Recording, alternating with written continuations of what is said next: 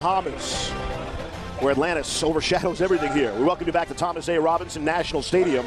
Central Michigan has a fine rushing attack, but it won't be on display today. Down to the field, fourth member of our crew. Here's Laura Rutledge. Thanks, Steve. And yeah, Central Michigan will be without their leading rusher, running back Thomas Rawls, today because he was being held out of the game due to an academic issue. And head coach Dan Enos wanted to make it clear that he feels this was not Rawls' fault. Rawls, in fact, came to Central Michigan after graduating from the University of Michigan in just 3 years. So we're hearing that running back Sailor Lavallee will get the start. He's a hard runner between the tackles. And then true freshman Devin Spalding will get the majority of the carries. He's good outside the tackles. Also, they have their third down back, Martez Walker, who can catch the ball out of the backfield. Now, coaches tell us, Steve, no matter what happens, they're going to ride the hot hand. All three will play, and then whoever's feeling it will get the most carries. All right, Laura, we'll watch for that. Thank you. I thought what Coach Enos said about Rawls is just about the highest compliment a coach can give a player when he said, I'd let him watch my kids for the weekend. Well, you graduate from Michigan in 3 years. You aren't going to have academic problems. There had to be some foul up somewhere. I don't know where. He's a terrific young man. As we were talking, as you said, to Coach Enos, he let him watch his kids. But not only that, he's a leader on the team. He had a chance to address the team, and he let him do that before the team left for the Bahamas. All right, we're ready for football. Central Michigan defers Western Kentucky to receive. Ron Caluzzi will put it in the air. Kylan Towner and Willie McNeil are back deep. And we'll start with a touchback. And that's how we'll open up. And we'll start with the singular offensive star in the game. That is Brandon Dowdy, the senior from Davie, Florida. And those 44 touchdown passes this season to lead the country. And he's done a terrific job of picking up this offense and really moving it along because he had a different head coach last year. It was a different system. What they did is they made sure they could put him in a system that he could prosper in. And he's going to get rid of the ball in a hurry. All right, first down and 10. Opening at the 25. Leon Allen is their fine back. And that pass looked like it was batted down at the line of scrimmage. Blake Serpa, the junior out of Sugar Grove, Illinois, able to deflect the pass away to bring up second down. When you throw the ball an awful lot, you don't like to see a 20-mile-an-hour wind, which is what Western Kentucky's headed into. The kicking game will be interesting because of that wind, Coach, and also short uprights here in the Bahamas. We'll watch for that. Now trying to create some space for himself and lofted it out, and it's caught. A fine catch by Leon Allen, their star running back, who's great in the running game and passing game. And what a fabulous job of concentration and coming down with the football by Leon Allen. Yes, he comes out of the backfield, but a one-handed stab, sticks it up there, brings it down to himself. He's got over 400 receiving yards on the season. Dowdy showing some good mobility there. Brings up a first down as they move the chains, and it's Allen this time showing off the legs. Kevin King brought him down. If there's one thing that Central Michigan must do is make Western Kentucky one-dimensional. Let him throw the ball, but don't let him make yards running. Here's Allen again on 2nd and 7. He gets it out just about to the 40-yard line. Put him in a first third down situation. Western Kentucky converted 50% on third down this season. Allen, the lone setback, to the left of Dowdy. On 3rd and 4. He's looking that way and finds him and has the first down and just out across the midfield. Allen on the receiving end there. Tony Anise came up to make the stop, but it was too late after the gain of 9. Offensive coordinator Tyson Helton does a terrific job of coaching this quarterback and getting rid of the ball. I mentioned that earlier. It's important to get it out of his hands. He doesn't want to sit on the ball. He doesn't want to take sacks. He wants to move the football and move the chains. Right at midfield, Anthony Wales is checked in now for Western Kentucky. Off the play action. Looks like Dowdy wanted it deep and came down to Mitchell Henry. Could not come up with the catch. Henry, the best all-around tight end on the Hilltoppers. Ladies and gentlemen, one thing you want to be aware of. How many yards Western Kentucky makes after the catch. 3rd down and 6. The pass was completed behind the line of scrimmage. He ran 9 yards after he caught it. That is the key to Western Kentucky's success. Missed tackles talked about by both coaching staffs coming into this game. Wales still in there. Here's Dowdy out of the gun. This time he'll hand it to Wales up the middle. He'll change of pace there. And he's inside the 45. Jared Chapman finally brought him down. Terrific job by the interior offensive line, particularly the left guard and center, of getting to the second level and getting movement on the defensive front of the Chippewas. 3rd down and 3. Against the Central Michigan defense, their opponents converted on 38% for the season. What's the right number there, guys? If you're on offense, 50%, take 50% for sure. Absolutely. What's the defensive number? What's the right number? 30's great. 30's fantastic. All right, on 3rd and 3, here's Dowdy. They protect him well, and they swing it around to Jared Dangerfield, who is their 3rd down converter. He's their clutch receiver. He's got him another first down. You got to like Dangerfield. Here's a guy who's a junior college transfer, steps on campus in the spring, huge spring game, big physical wide receiver, 6'3", over 200 pounds, has 64 receptions on the season. When he catches the ball, coach, he knows what to do with it. No, once again, there's a 4-yard pass and a 14-yard run after the catch. And another fresh set of downs at the 25. Here's Dowdy. He'll check it down again. And it's Nicholas Norris on the receiving end of a very short gain, and he paid the price for it there. If Central Michigan cannot put pressure on the passer, it's going to be a long day. And not only that, going into the wind, they're using up the clock, Mark. 2nd down and 8 now. 2 receivers out to the left. Dowdy's looking that way the whole way and just snuck it through to Leon Allen. That was very nearly intercepted, if not bad, at least batted away. I think that ball went right through the defender's hands. That's how close it was. But what a terrific job of throwing the ball with accuracy where he wants to throw it. He looks to the right, throws to the left, right through the defender's fingertips for the reception and another first down. On 1st and 10 now, about the 15. Here's Dowdy again. Great pocket for him. End zone. Touchdown. It's Jared Dangerfield. His team-leading 11th touchdown of the season. It's for 14 yards in the score, and the Hilltoppers take the early lead on their first drive. The Hilltoppers have 7 receivers that have 29 receptions with more marks, so he has a lot of people to catch. Great double move by the young man. Not only that, how about the touch of Brandon Dowdy, the quarterback, of arcing that ball just enough to know that his big 6'3" receiver could get it in front of the defender. Boy, let's credit the offensive line for Western Kentucky. Great protection. Garrett Schwetman, the junior, on for the extra point attempt. And again, the uprights are short, but he splits them cleanly. Jared Dangerfield, Mr. Clutch. A lot of 3rd down conversions and a lot of touchdowns. Fine start for Brandon Dowdy. All right, here's something you don't see often. The 2 kick returners for Central Michigan, Courtney Williams and Amari Coleman. Look where they're standing, guys. They're at the 15-yard line. Yeah, well, kicking into a win. Plus, they aren't real strong on their kickoff as far as Western Kentucky. Mike Mudler, that's all he does is do the kickoffs. And that kickoff drops at the 18, and they have to run up and try to corral it. Looked like the ball was loose, and it went out of bounds. The ball gets up in the air, Mark, and it gets caught by the wind, and the receiver cannot judge that very well. That's very difficult. It definitely is for the receiving team. You've got to make sure that you keep your eyes on the ball and run up to the ball in this situation. And going into this, you know that their kicker can't kick it deep. If they don't push kick it like this, they either squib kick it because they don't have a kicker strong enough to kick it in the end zone.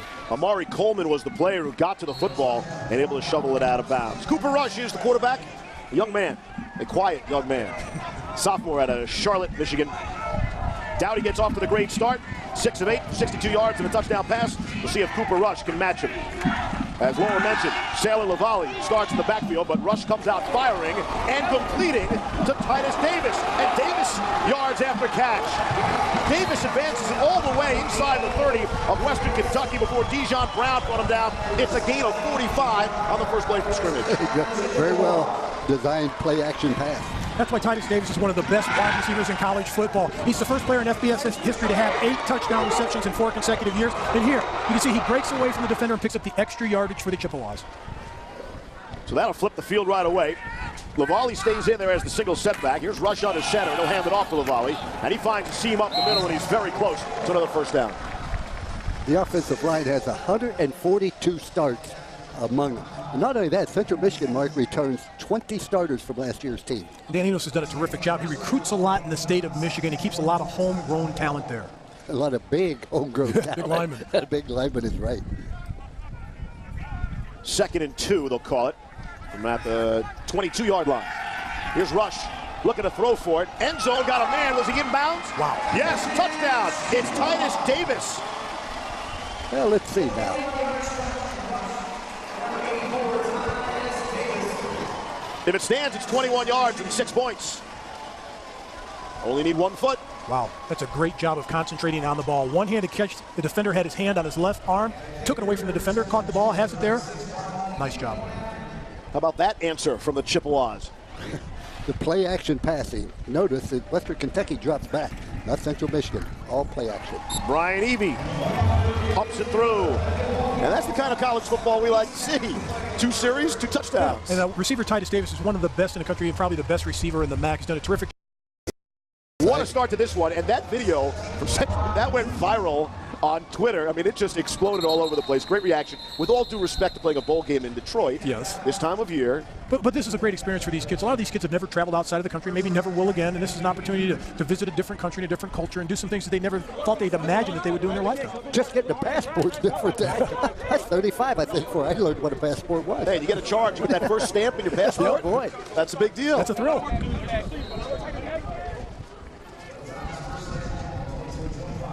All right, Brandon Dowdy, it's your turn. Quarterback's off to a fine start. Couple of long touchdown passes.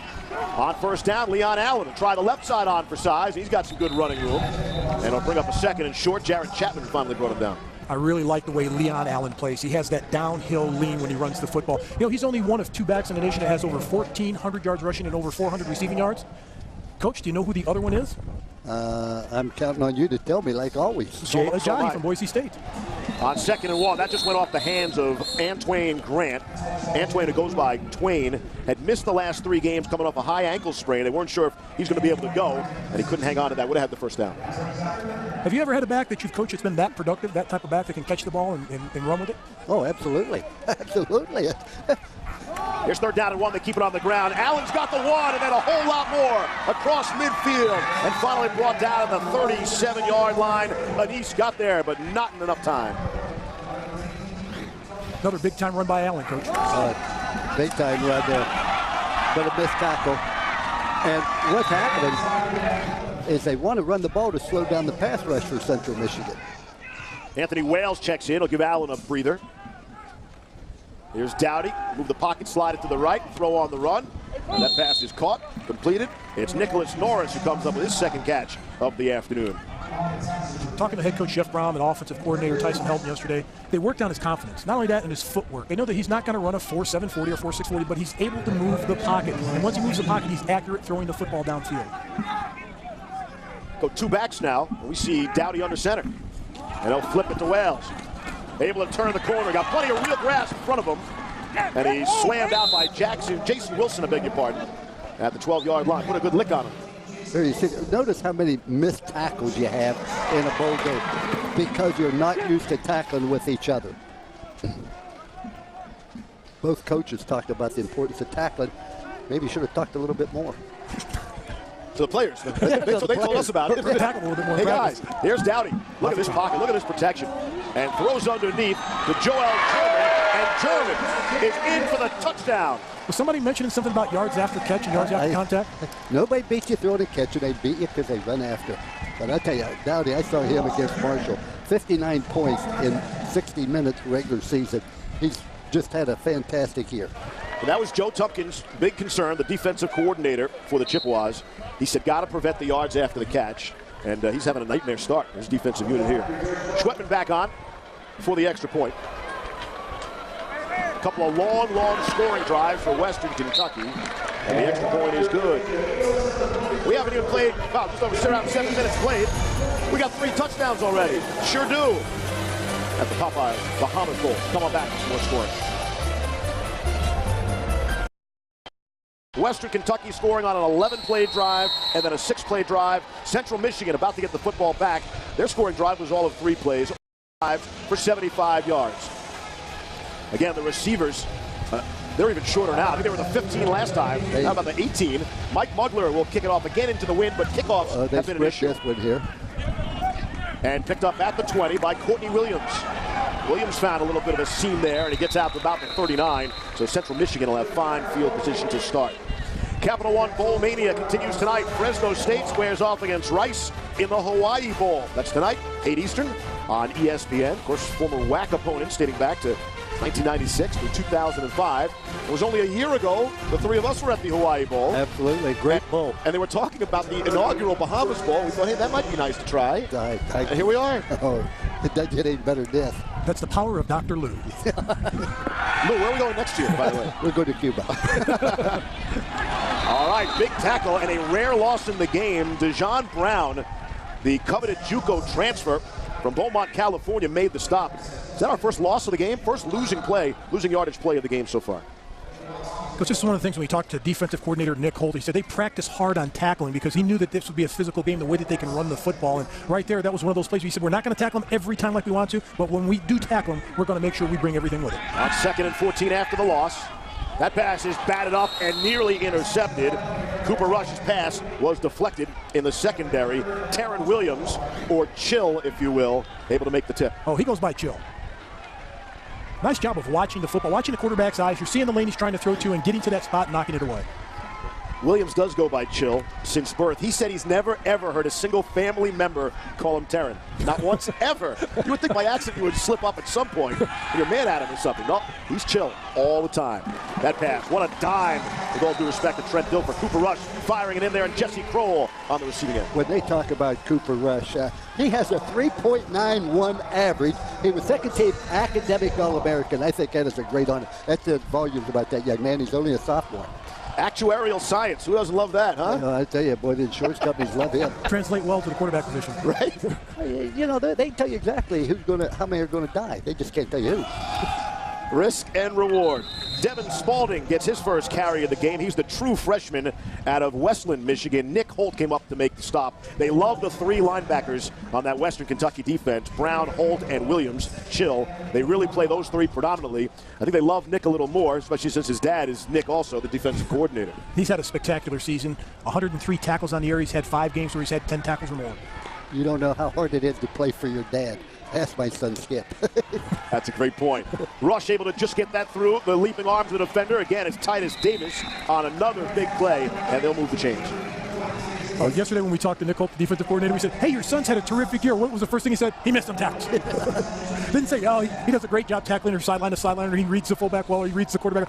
He missed a bunch of tackles. He had to be nice, though, because his wife was there, yes. And you don't say anything negative about the mother's son. First down and 10 now at the 31. Spalding remains the tailback. And here's Rush under center. Off the play action, pressure up the middle. Rush avoids the rush, takes a big hit as he throws, and it should have been intercepted in the end zone. How was that not picked off by Prince Charles Owora? But there is a flag down as Rush took a big shot. I think it's going to be roughing the passer. The neck area of a defenseless player. 15-yard penalty, and number 31 is disqualified for the remainder of the game. This play is now under review. Wow. So Taryn Williams, or Chill, who we just talked about, one of the 3 irreplaceable linebackers, has been ejected for the game. We'll get a chance to see this probably multiple times. And right here, Cooper Rush is outside the pocket, delivers it right in the face mask. He didn't launch until the very end there, but that's definitely the form of the face mask. It ain't going to take them long to review it. Yeah, helmet and form. Yeah, you hate to see that. I tell you what, ladies and gentlemen, take the face mask off the helmet. We won't see that anymore.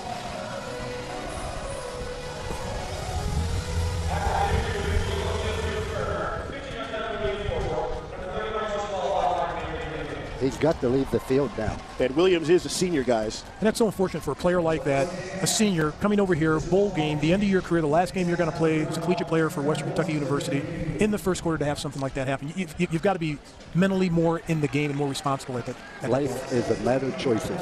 When you choose to launch, you're choosing not to play. The officials from the American Athletic Conference, the referee John McDade, with the bad news for Chill Williams. He's gone. And when I say gone, you see him headed for the door. Lavallee is the setback. Joe Bocci is the fullback. And they hand it off to Lavallee, the second man through. So Rush appears to be okay after taking the big shot up high. What has really surprised me so far is Western Kentucky is controlling the line of scrimmage against that veteran offensive line. Central Michigan has got to rely on movement up front, and they aren't getting it, Mark. They need to concentrate on running the ball more and trying to wear them down. They've thrown the ball a lot early in this first quarter. Chippewas have started the same 5 players on the offensive line all season. That is a rarity at any level in football these days. Rush takes a hit again and is intercepted. A juggling pass intercepted Cam Thomas, and he's going to run it out of the end zone. So Rush, who should have been intercepted when he was belted on the ejection, that wouldn't have counted anyway. This one does count. But watch, it catches a deflection. It isn't a clear interception. Looks like Leston got his hands on it first, and then Thomas gets And they love the water slide. All the players we asked, this was their #1 ride. Hey, Coach, how many times did you go down the water slide? Yeah, hell, I'm going to go down the first time next time. Did you try the Abyss, right? That's the one we all love, right? He was afraid of that one.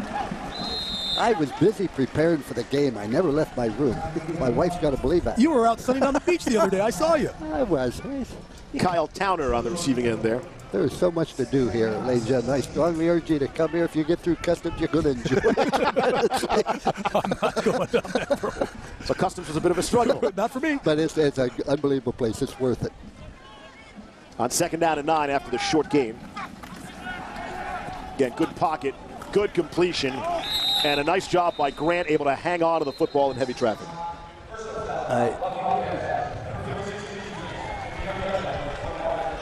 And our second roughing the passer call of the game. Well, you don't get pressure on him, and you get frustrated when you get there, and you don't make a good choice. And it's tough to get the quarterback, Brandon Dowdy, because he gets rid of the ball so fast, and he'll move the pocket around. He's got great feet. He's got receivers that catch the ball, and they're deep at the receiver position of guys that can get the ball. Jeff Blum and his staff have done a great job with this offense, averaging 44 points a game. Tack on the 15 yards, the automatic first down out at the 42. Put some air onto that wow, and if he couldn't have gotten it to Allen, he might have run forever. Here's the roughing the passer. That's Lewis Palmer, got flagged for roughing the passer. You can't hit him in the head. You can hit him in the shoulders, you can hit him in the chest, you can hit him in the... You can't go anything above the shoulders. 2nd down and 10 now. 3 receivers to the left. And Dowdy, of course, is going to the right. And he's got his man for a big gain. It's Taywan Taylor, their speedster, and leading receiver in terms of receiving yards. Tacks on another one. That's good for 28. It was a 10-yard pass and 18-yard run. Another opportunity. They've got to make the tackle on the first defender. If you don't, these receivers will spin out of that. They're strong enough and get the additional yardage. Inside handoff to Leon Allen, and he stumbles forward. And we send it down to Laura Rutherford. Well, Steve, throughout this first quarter, Coach Braun over here on the Western Kentucky sideline has been encouraging his quarterback, Brandon Dowdy, telling him, remember, play with swagger. And one of the things that Braun told us is that Brandon really responds to that encouragement. That's what helps him play better. He's a guy that you have to coach that way. And as we know, every guy has to be coached differently. And Coach, you've seen it through the years, right? Some guys like the kick in the pants, others don't take to it. You know, Tony Rice's son is a wide receiver for the Central Michigan. If you didn't get all over him, he didn't think you paid any attention. Somebody else, you know, you had to be very, very nice to him. Like a Rick Meyer type quarterback? Rick Meyer was, you know, he didn't respond well to criticism, but he was a wonderful quarterback and a wonderful man.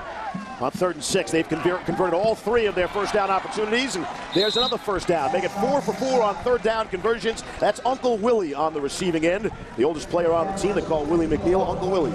Uncle Willie did another great job of catching the ball with his hands, turning downfield, picking up the extra yardage. It's got to be frustrating for Western Michigan. This is the #1 total defense in the MAC, and they can't slow down this Western Kentucky University offense. They've never seen anybody like this offense in the MAC. Going to screen it out again to Allen, and he's cracked down at the 10-yard line. And also, it's got to be frustrating the pace. We talked to Latarius Walton, the defensive nose tackle for Central Michigan. He said he loves the pace. He said he wants to get out there. He enjoys it. Here's a player that was 325 pounds last year, lost 25 pounds, is in great shape, and he says he enjoys going against these up-tempo type offenses. Yep, hand in the dirt. Let's go do it again. Yep. Here's Dowdy, turn to the corner himself. And Dowdy's out at the 5. There is a flag on the play. You know there's a flag he's probably going to be holding. Number 62 of the offense. 10-yard penalty. 2nd down. And it's Darrell Williams, the right guard. But the thing that's impressive about me is watch the feet of Dowdy. He's going to make something happen with his feet. There's a hole to grab right there on 56, but he does a great job. He's not going to run 30, 40 yards down the field, but he's going to take the ball forward down the field and get positive yards. Well, that was a flagrant hold. That wasn't that bad. Oh, he was offensive lineman. Offensive lineman. That was a close call. 2nd and 14 after they pick up the marker. Split out Allen to the right, bottom of your screen. Dowdy looking into the end zone. He's got his man. Touchdown. They're going to call the touchdown. Twain Grant, they're going to say he broke the plane for another score, and the 3rd touchdown pass of the game for Dowdy. Very poor reaction by the defensive back. A great job of standing tall in the pocket by Dowdy. Does a terrific job visually looking down the field. Look at standing tall, throws the ball vertically down the field to play. Here's the catch. He's in. I think he broke the plane. Yes. It's tough to see from that angle, but it looks like when he spun around, the ball broke the plane. The official on the goal line did not hesitate at all. They're taking a look at it right now. The viewers back home, 12 football game.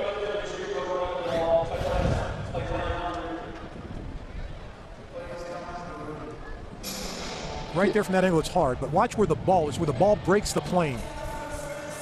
And he's on the sidelines. He calls it a touchdown. It's going to be tough to overturn. Yeah. My feelings is, hey, give it to him anyway. They're going to give it first down. Let's move on. Okay. Well, I'm sure you did that when you were a coach. Oh, that's all right. First and goal on the 1 foot yard. Just give it to him. They're going to make it anyway. Let's move on. How was the instant replay system when you were coaching, Coach? Right on my film, when I looked at the film on Monday. And I'll tell you what, you found them made more mistakes. And the commissioner would say, we apologize, but you can't say anything, and we're going to fine you. And folks, you at home are seeing what they're seeing in the replay booth as well. And it will stand. The call on the field, the initial call was touchdown, and it will stand. Dowdy has 3 touchdown passes. 12 games. 11 of the games, they scored a minimum of 34 points. I mean, unbelievably consistent. Dowdy stays on the field. Here's the holder for the extra point as well. And Garrett Schwetmunk boots it through. Well, we've got 4 touchdowns in the game, 2 roughing the passers, 1 ejection. Come on back, 30-second break here.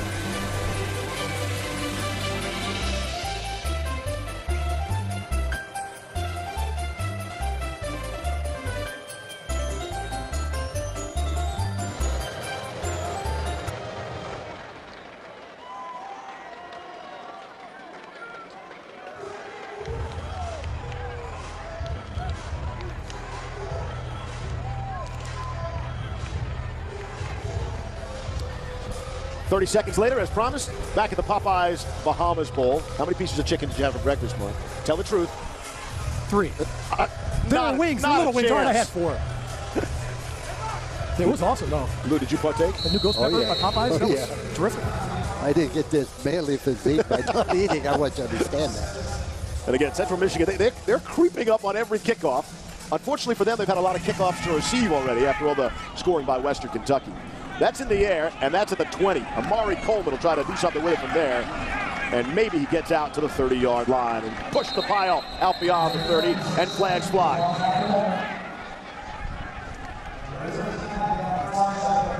See some chippiness in the game? A little bit.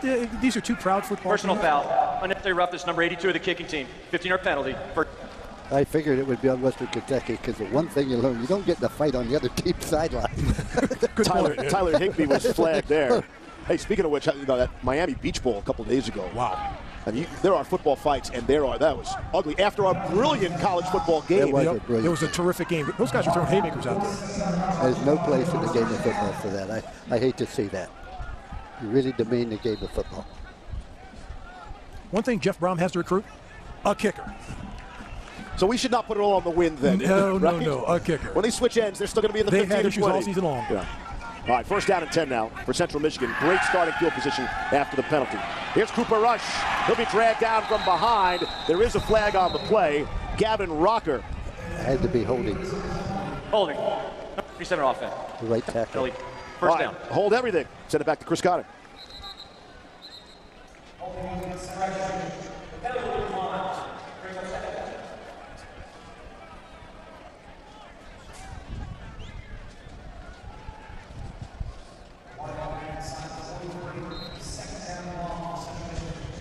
All right, Chris, how could we forget? Huge slate of NBA action on the ESPN family of networks tomorrow on Christmas Day.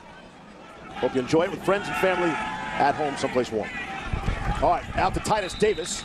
And they're still working on getting back some of that yardage lost. He's just shy of midfield now. Brian Shorter made the stop. I think what they have to do is get the ball into his hands. He's their total playmaker. He's the guy that makes things happen. And you've got a young quarterback in Cooper Rush. It's his 2nd season starting. He's his comfort factor. He's the guy that he knows that he can throw the ball anytime. He's going to make a play on it. 3rd down and 7, and the ball at midfield. And they might just let the seconds tick off. Yes. Final seconds of quarter number 1. A quarter dominated by Western Kentucky on the scoreboard. The Hilltoppers leading the Chippewas by a score of 21-7. So Central Michigan has fine field position. When we come back to open up quarter number 2 from the Bahamas. 1 Bowl Mania and the 2014 Popeyes Bahamas Bowl. What a first quarter it was. Keep in mind, the Chippewas allowed 36 first quarter points all season in the first 12 games. 36 all season, and today they gave up 21 points, and a lot of that has to do with Western Kentucky's fine offense. All right, Central Michigan with great field position, open up quarter number 2, and we've got a flag. It's a false start. False start. Number 15 of the offense, 5-yard penalty, 3rd down. For the game clock operator, please put 15 minutes on the game clock, 1500. Thank you. And a polite officiating staff as well. Wouldn't you be if you were in Nassau? Absolutely. Everybody's happy Yes, here, right? everybody's in a great mood. Right? What's not to like? Everything's better in the Bahamas, Yes. I always say. 3rd down and 12 now. Push back. Throws it and completes it for the 1st down. Dion Butler making the big play. Terrific job by Dion Butler, making amends for the penalty, illegal motion penalty. Terrific job of pitching the football and turning it downfield. Great job of the offensive line, making a cut for the quarterback, coach. Most impressive thing about Dion Butler, he has won 11 All-State Good Works team, which means he's done so much for the community. Congratulations, that young man. Big grab for the senior from Detroit, Michigan. Gets the 1st down and fresh set coming up. Quick screen out to Sailor LaValle, and Cam Thomas was a little quicker to knock it away. Cam was coming with some mean intentions there on that play. That was a good job of identifying the play and attacking their wide receiver. I would talk to the guy who was supposed to block him a little bit. I mean, he never had a chance. I am surprised that Central Michigan's not trying to run the football. They've controlled the clock all year long, and they just aren't real physical. Rush under center, and he'll throw again. They set up the screen nicely. Some blocking in front for LaValle. And it looks like he just came up short of the 1st down marker. Deshaun Bertram made the tackle. That's a good call by offensive coordinator Morris Watts. They've had a tough time moving the ball a little bit in this game. Now just dump it off. You've got a great offensive line that's experienced, that can run block, that can get in the open field and make blocks. That's a good call right there. 3rd down and 1. Two outstanding young coaches. I was very impressed with both of them. Their demeanor, and they're definitely players' coaches. Stock up for both of those coaches. Yeah, I was never accused of being a player's coach. Watching the fullback was in there. You thought to get the 1 yard. Instead, they try to go to Courtney Williams, and he can't bring it down.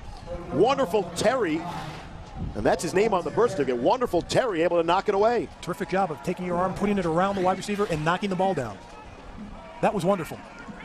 4th and 1, going to go for it at the 19. They have to go for it, but boy, I tell you what, when you're a team that runs the ball and you throw it on 3rd and 1, those linemen are going to say, what in the world is going on? Brian Evie is the kicker. He attempted just 9 field goals all season long. He's dead into the wind. Double tight end to the right. They're going to run that way. LaValle, did he get there? No, he didn't get it. Nick Holt met him at the line of scrimmage.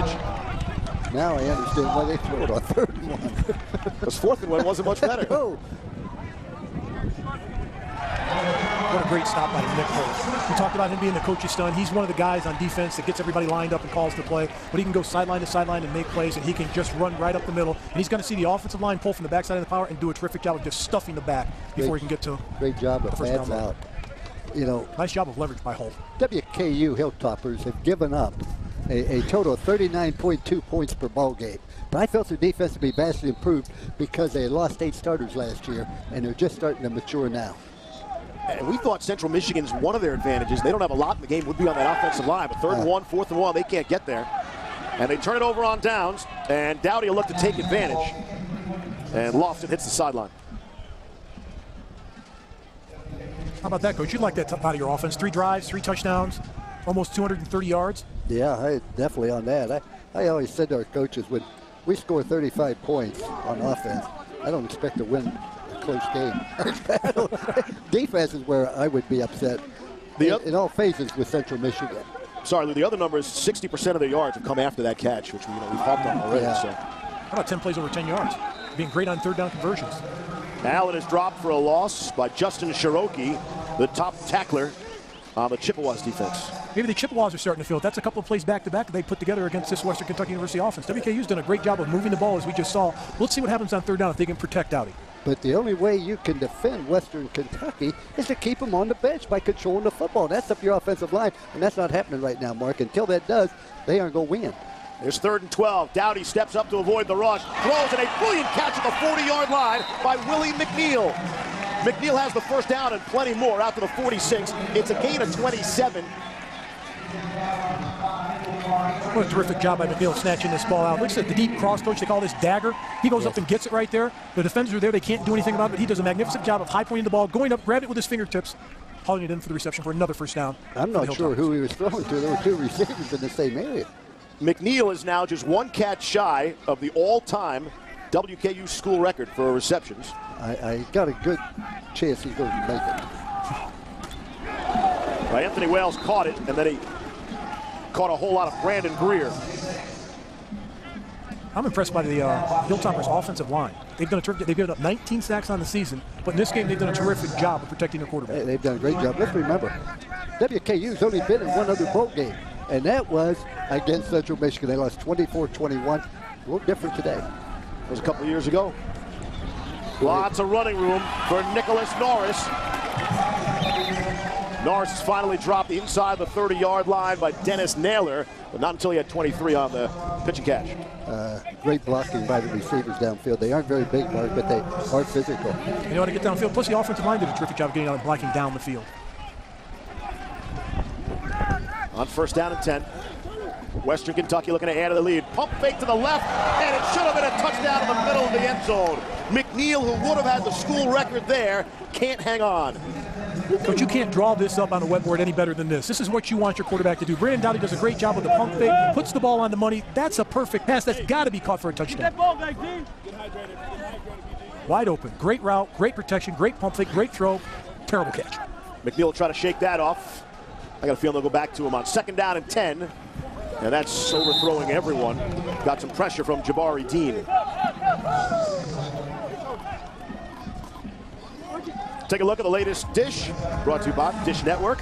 A full slate of upcoming bowl games on the ESPN family of networks. I wonder who's coaching in that game. Oh, I tell you what, I'm going to be at that game. I just love football so much. I want to go see Louisiana Tech. Skip Holtz, coach of Louisiana Tech. Little check down that goes for more yards than it should.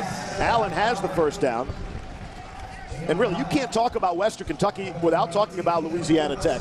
They point to that game, that loss in November. The Hilltoppers fell 59-10 and fell hard. They said that was the changing point of their season. Yeah, after that, they felt they had to make some adjustments. Teams that played them in bump and run, they went to more motion, etc. On the ground, and Allen takes a good hit at about the 16. Kevon Frazier came up and put a stick on him. Now, when we spoke to head coach Jeff Brown, he said there wasn't a lot of finger pointing. We didn't blame anything on players or coaches. We just said we had to get together. If we want to turn this around, we have to get it done. They did a phenomenal job with their attitude. They ran off 4 consecutive victories. They beat an undefeated Marshall. That was a great turning point. They only put up 10 points in that game. It was embarrassing for the players and embarrassing, actually, for the quarterback. He told us that. Off play action, going back to the end zone. Touchdown. It's Mitchell Henry, the senior tight end. 16 yards, scoring play off the play action. And Western Kentucky continues to move down the field. 4th passing touchdown for Brandon Dowdy. He had 8 against Marshall. He may break that the first half. They're having their way against this defense. This defense cannot stop him. They can't pressure him. They talked about moving him off his mark. They can't get close to him to move him off his mark. I think Western Kentucky is a little bit more athletic. Very talented people. Garrett Schwetmong is wearing out that foot, kicking all these extra points. 10 minutes to play in the half. It's all WKU. When you can stand in the pocket like that, easy, get your catch.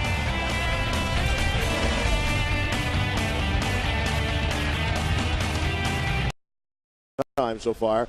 We've got 10 minutes to play in the first half, and it's 28-7 in favor of the Hilltoppers.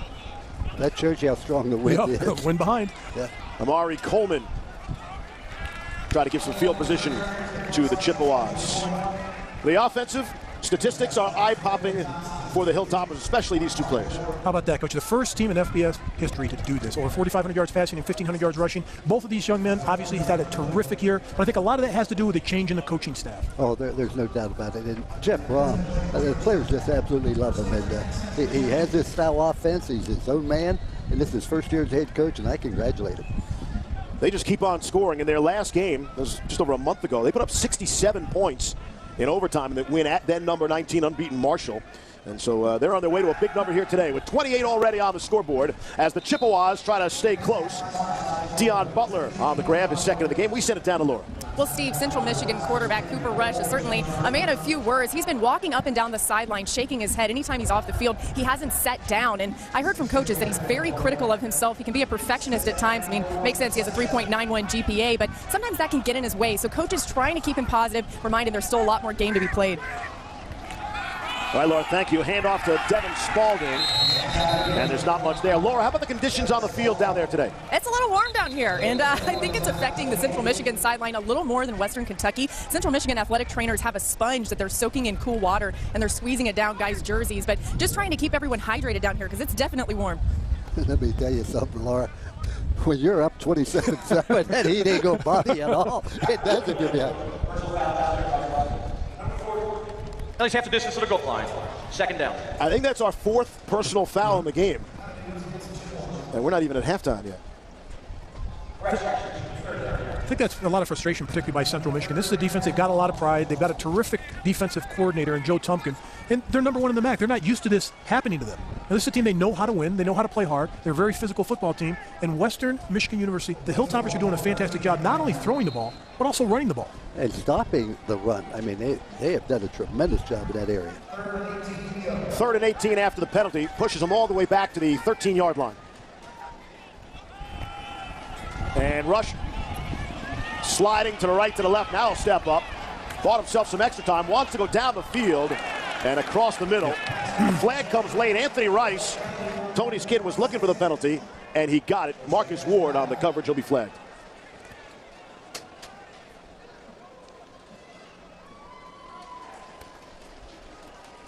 To me, I hate to see a late flag. If it's pass interference, throw it. Don't wait to see the reaction of the crowd or the players. Pass interference, number 28 of the defense. Penalty includes an automatic first down.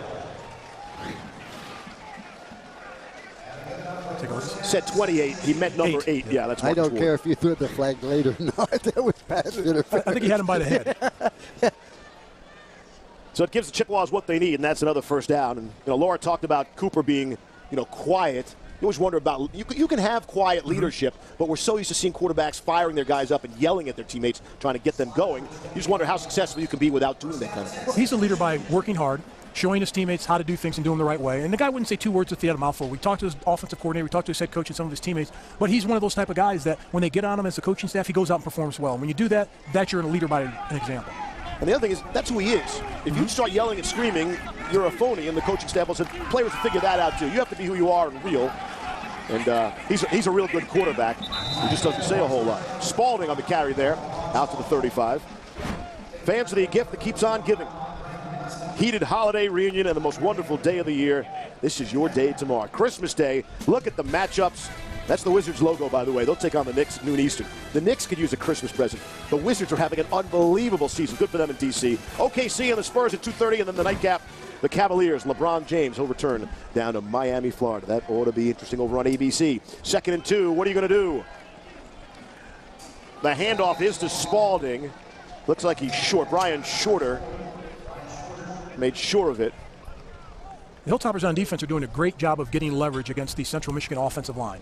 And I think that's key in this game because the offensive line for Central Michigan, bigger, stronger, more physical, and they outweigh them by about 35 pounds per man up front, and they're getting beat to the punch. But Western Kentucky is doing a lot of movement with their front, which causes Central Michigan to be a little bit hesitant. As my college coach said, he who hesitates on a football field is lost. Give him a good spot and the first down. Off the play action. Here's Rush. He's got plenty of running room if he wants it. And doesn't slide and takes on some tacklers.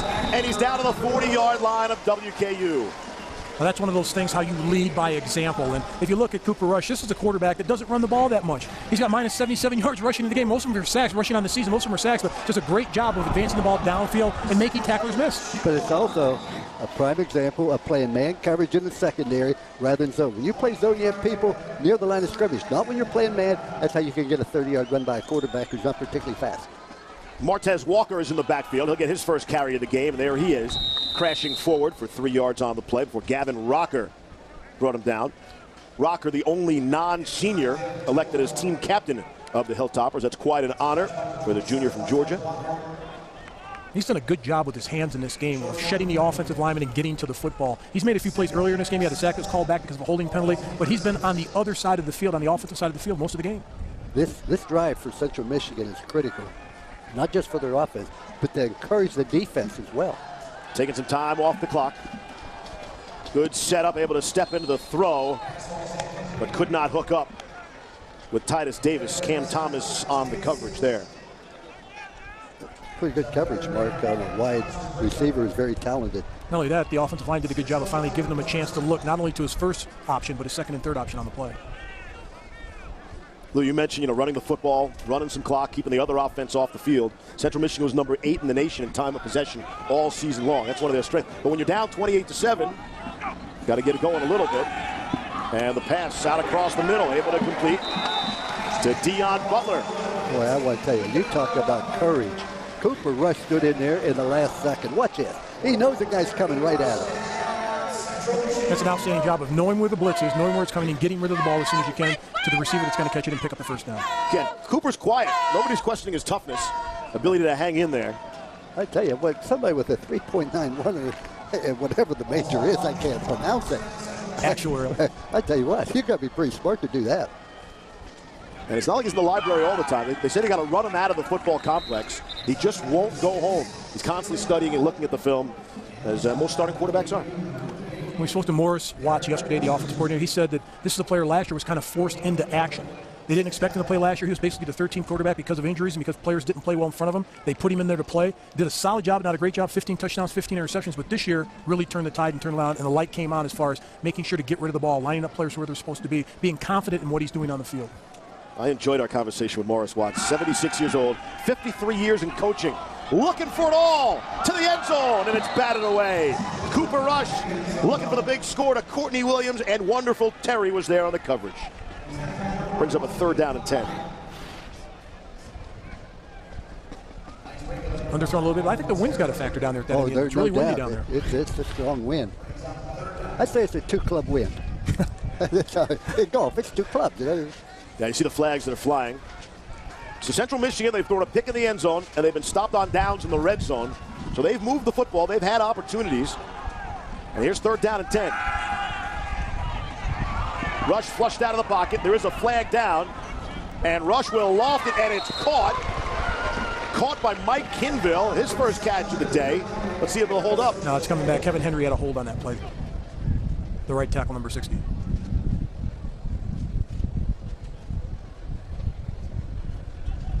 One thing is, when you're going down on the ground, you've got to let go. Holding. Number 60 to the offense. Right 10-yard there, penalty. you got to let go. 3rd down. That's one thing as an offensive lineman. Once he's by you and you're going down, you've got to let go of that lock. But that usually happens because you don't have a good base. You don't have your feet under you. And that's a killer penalty, right? It is. And they did so many nice things there. Rush bought so much that extra time there. They really need to score here. Moving the ball, chewing up the clock, keeping your defense off the field so you can keep them fresh, and picking up the big first down there. Yeah. 3rd and 20 from the 36-yard line. This might as well be 4-down territory, too, because they're not going to kick a field goal here. What you say is throw the pass interference play. That's the best hope you had. Can we get pass interference call here? Oh, they're not even close there. Way offside was Titus Davis. 3rd down. You've got to keep your composure now. Now they're getting frustrated because this is a team that's used to doing things the right way. They get penalties back-to-back like this. Coach, this is nothing but keeping your concentration. Focus on what you're supposed to do at the point when you're supposed to do it. Boy, it's so hard, though, Mark, when you go to a bowl game, you come to a place like the Bahamas, you're having so much fun, and then to stay focused during the game. It's not real easy. 3rd and 25. What are you going to do? You ain't going to run that far because they were playing zone. When you're playing zone, all of a sudden you have people in a position to make a tackle. Penalties just breaking the back of the Chippewas, especially on this drive. This is a team that's a smart team around the football on both sides. They don't get a lot of penalties. They do a great job of coaching at Central Michigan. Of WKU, and they're going to go. And this might not be indicative of the score. They might have gone anyway. It was 14-7. Because of the wind. Here they come with the blitz. Blitzing from the outside. Rush steps up and throws it. It's caught. Touchdown. Courtney Williams. On 4th and 15, they go for it. It's a 30-yard touchdown, and it keeps the Chippewas in the game. The one thing they said about just how accurate this young man is and how much poise he has. Not only that, what a fabulous job of reading the blitz, the offensive line picking it up, giving them time to step up in the pocket clean, throw the ball vertically downfield to complete it for the touchdown.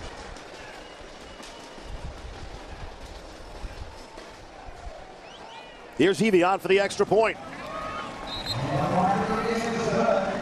The extra point is good. A critical drive for Central Michigan. Here's the flamboyant, excitable, not so much, Cooper.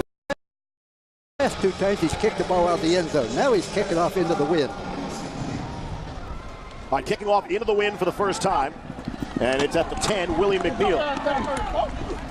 And McNeil has it out beyond the 30-yard line. So the Hilltoppers will start with good field position. 28-14.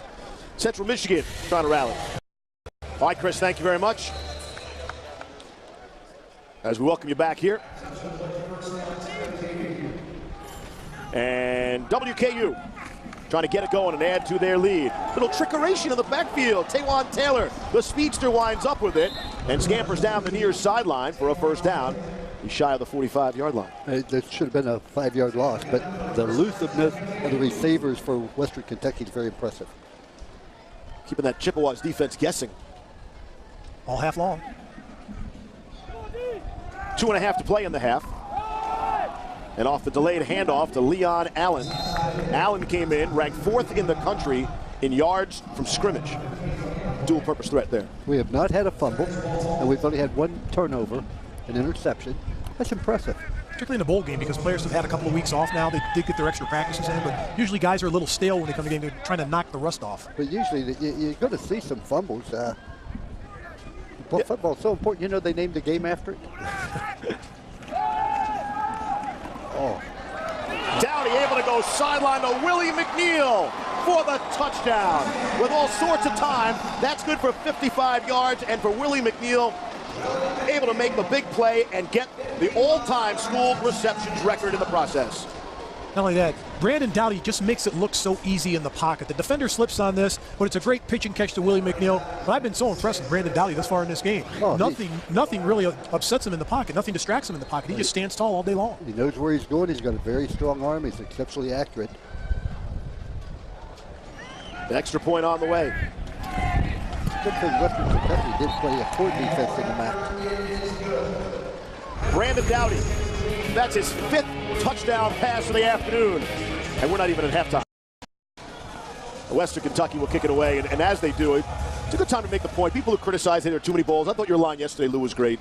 You've never been to a bad ball game. I never have, and it's just such an exciting thing for the players. It's a lifetime experience. They get closer to one another. I've never been to a bad bowl, and you can't tell those players this wasn't incredible. I've always enjoyed the bowl games that I've covered, and particularly the ones that I played in. Even though we lost a couple of bowl games, but still you always remember them because it's something special. You get to experience, do something, go someplace you've never been. You've never had an opportunity to do that. And these are just young kids that are 18, 19 years old. We talked about Morris Watts, the offensive coordinator, 53 years in coaching. You know, been to a lot of games, a lot of bowls. I said, so what's your record in bowls? Just 11-3. I mean, he knew it right off the top of his head. Did it all. 14 bowls, he knew the exact record. What's your record in bowls? I don't know, but I think I've been to over 30. Probably 30-0 then, would be my guess. No. You lost a few? Oh, yeah. Rush being flushed out of the pocket. Able to get to the sideline. If you're enjoying this game. Plenty more bowl action for you. Capital One Bowl Mania continues on Friday. Illinois, Louisiana Tech in the Zaxby's Heart of Dallas Bowl, followed by Rutgers, North Carolina in the Quick Lane Bowl, and then it's NC State and UCF in the Bitcoin St. Petersburg Bowl Friday on ESPN. NC State better watch out. UCF's for real. Good defense. Very good defense. George O'Leary's done a great job with that program. And again, that game in St. Petersburg, not to be confused with Tampa. They're very serious about that down there. Devin Spalding hits the brakes, and he'll get some extra yards because of it. They have 3 timeouts left, and they'll probably use them. A minute 20, and the clock is rolling. Trailing 35-14. And before the snap, there is a whistle, and there is a timeout. First charge timeout of the half. Western Kentucky. It will be a 30-second timeout. And we'll take a short break as well.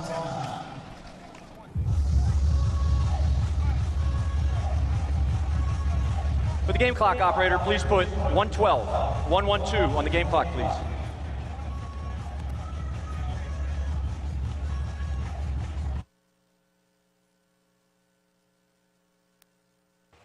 Thank you.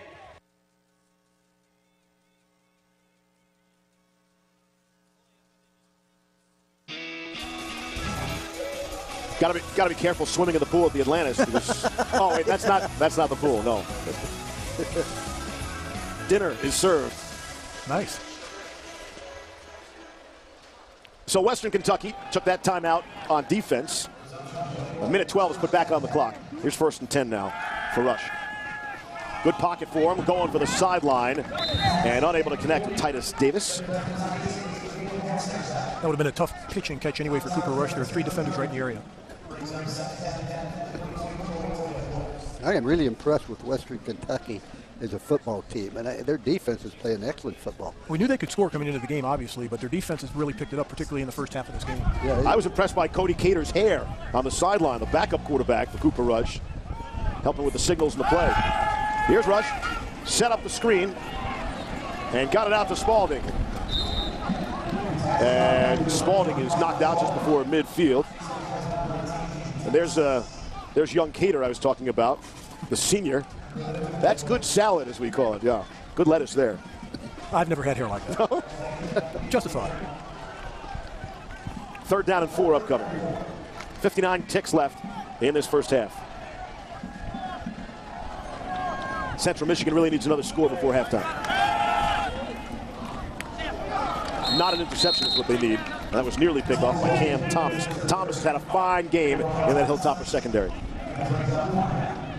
They've been dominated on both sides of the ball, particularly at the line of scrimmage. It's one thing that both coaching staffs talked about, winning up front, winning at the point of attack on both sides of the ball at the line of scrimmage. And Western Kentucky's done a terrific job on both sides. They've controlled it. Absolutely. I'm shocked because I honestly thought that Central Michigan would be able to dominate the line of scrimmage on both offense and defense, and they haven't. Ron Caluzzi, first punt of the afternoon for either team, and punts it way out of bounds. He was going into the wind. See where they spot this. Official runs up to about the 37-yard line. I want to tell you, 40 seconds, 48 seconds. There's a lot of time. Yeah, they're not taking a knee. It's a 15-yard punt. I guarantee you they won't take a knee. 5 touchdown passes already for Brandon Dowdy, who wanted to make sure nobody came close to him on the year for all these bowl games. Pulled away from the pack. At halftime, I think they can engrave the MVP. Well, this is an offense that 3 times this year had 700 yards or more in total offense. They are out of the gun with 45 seconds left. And Dowdy's throwing and completing across midfield to Mitchell Henry, who's having a career year. And Henry, the senior, will add to it. That was the pattern there that we talked about. What's your favorite pattern? That was it right there. The digger coming across the middle. 35 seconds left. Dowdy's looking end zone. Got his man. It's Jared Dangerfield. And he's bumped out at the 7-yard line. They will not take their foot off the accelerator. This is too easy. This is like practice. It's like 7-on-7. It's easy. Just line up, throw the ball where you want to. Your receivers are going to catch it and come across. Receivers have done a great job of adjusting to the football in the wind. That was some throw by Dowdy, too. Gain of 35. Dowdy on the run off the play action. Completes down to the 5. Down at the 2 is Joel German. And they'll stop Second charge time out of the half. 21 seconds Kentucky. left. It will be a timeout. And Tyson Helton, the offensive coordinator, first year in the program, first at Western Kentucky, first year there. He's done a phenomenal job of coaching Brandon Dowdy. And we talk about Jeff Braun. He's like the quarterback whisperer because he's been around. He's played in the NFL. He's coached for a long time. He knows the quarterback position extremely well. But I think the two of them together work extremely well in developing quarterbacks. They really do. And both head coaches call the plays themselves from the sideline. That's not easy. 18 plays of 10 yards or more in this game already for Western Kentucky. They're just a machine, an offensive juggernaut. And Western Kentucky's had one play in the game. Think about all the snaps they've had. They've had one negative play. And even that negative play was a whole -1 yard. That's operating offensively and efficiently up front. All right, 1 timeout left. They've clearly shown they're going red zone. 21 seconds left. They're second and goal. Dowdy gets the defender in the air and then throws. And it couldn't be brought down that time in the hands of Dangerfield. But even though that's an incompleted pass, what a terrific job by Dowdy of using his feet. He's not going to run all the way across the field, but he's going to do a great job of making defenders miss and moving the pocket.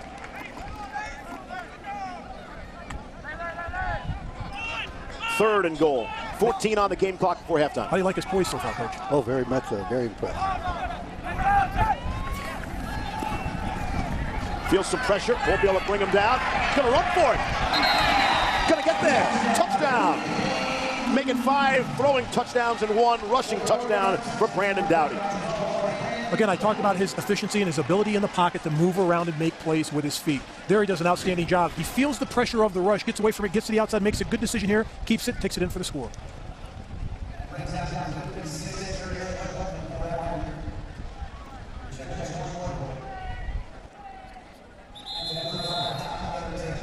think they're going to take a look at it, just make sure he got into the end zone. Hey, Dan Enos. The field as the runner was able to get the ball across the line, playing for his knee down. This play is now being looked at. So while they look at it, Dan Enos, you're not going to tell him anything he doesn't know about Brandon Dowdy.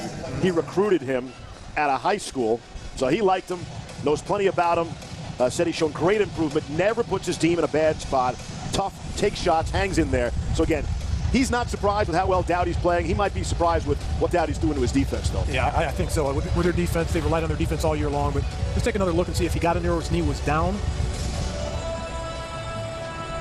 From that angle, it's close to tell. I don't think he got in. I don't know if there's enough to But overturn. it's not really important what I think. I disagree. I think it's very important what you think, Lou. Always. Oh, yeah, now you say that. I always agree with you. No, I'd like to agree with you, Mark, but they would both be wrong. That's never a healthy situation. Can't believe you guys actually shared a room here at the Bahamas. That was great. 2 double beds, No, you guys but shared wait, a room. no, we shared a hotel. Oh, good. Different wings.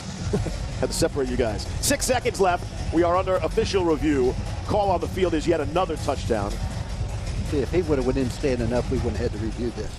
After further review, it is not a touchdown. The runner's knee was down with the ball only advanced to the half-yard line. The ball will be placed there. Will it be 4th and goal? Would the game clock operator please put 008, 8 seconds on the game clock? As I told you, he didn't get in. They've got the same angles that we're looking you. at and the same replays that we're looking at. Did it look like you that could Western be overturned? Kentucky is going to take their 3rd and final timeout of the half. It will be a 30-second timeout. He was not in. I said he wasn't in. But look, here are the replays and the angles. They've got the same replays and the same angles that we have. How can you tell? Watch his left knee, Mark. Right there. Okay. Okay, and look where the ball is. Where can you tell where the ball Well, is? he hasn't over yet. You see him coming down. Look, his knee's down, and then you see him coming here. Where's the ball? Where's the ball? He's looking right at it. He's looking right at it. He says it's a touchdown. He's looking right at it. That's his job. Be quiet. Don't try to explain something to an offensive lineman when it has to do with the ball. You circled the official, look not his the knees ball. down, Mark. Because he's standing there looking at the play. That's his call. The guy is down. Hey, it is, because now you see him coming in here, and the knee was down. There wasn't any doubt about it. He's going to go for it on 4th down. He's out of his field goal range. He said the guy doesn't have a lot of At the distance. 6-inch line. He's got the wind behind him. All right, 4th and goal. 8 seconds left in the half. Run or throw. I bet you they run it. He's got Leon Allen behind him. They do hand it off to Allen, and he crashes through. And this time there is no mistaking it. Touchdown, Western Kentucky. Allen's 16th touchdown of the season, 13th on the ground. Terrific job by Allen of making sure he gets it into the end zone on the second effort. Good search by the offensive line. Great leverage by the guys up front. See Dowdy smiling through the face mask. Why wouldn't he be, right? They're having a ball. They're having a blast. That's fun. You're in a bowl game, doing a terrific job, scoring a lot of points. That's what they do. It's 80 degrees. And they would never want to leave except that it's Christmas Eve. There'll be a lot of little buses leaving here going to the airport. Well, both teams are flying the charter back to be over for Christmas Eve. But that was one of the neat behind-the-scenes stories. You know, they're usually big team buses. They couldn't find big enough buses. So there'll be a lot of little team buses. Look how at the efficient they've been offensively. 6 drives, 6 touchdowns, huge plays, explosion plays like that. And on 3rd down, you can't ask for anything more than your offense. That's super efficiency. That's not making mistakes, protecting the football, and taking it into the end zone. 42-14 in the first half. Who would have thought it? But on a positive note, Yes, give us the positive Central side. Michigan gets to receive the second half kickoff, so they can send a statement. Well, the coaching staff needs to make a lot of halftime adjustments, particularly on the defensive side of the Well, the ball. one thing, you got to get out of that man coverage. You just can't stay with the receivers, and you don't play the ball well enough to play that much man coverage. And how'd you like to be Joe Tumpkin right now? Chippewas defensive coordinator. A lot of pride on that defense. Yep. Cold in that room. All right, it's on a tee. And this should run out the clock on the first half. On about 10 or 12 bounces, Courtney Williams does a touchdown catch in the game. He stopped at the 20, and that will That do is it. the end of the first half. Halftime at the inaugural Popeyes Bahamas Bowl. We send it down to Laura Rutledge. Thanks, Steve. Coach, 6 drives, 6 touchdowns, 5 touchdown passes from Brandon Doughty. Why has he been so successful so far? Well, he's in the groove right now. He's playing outstanding. I think our whole team is playing outstanding on offense. We were confident.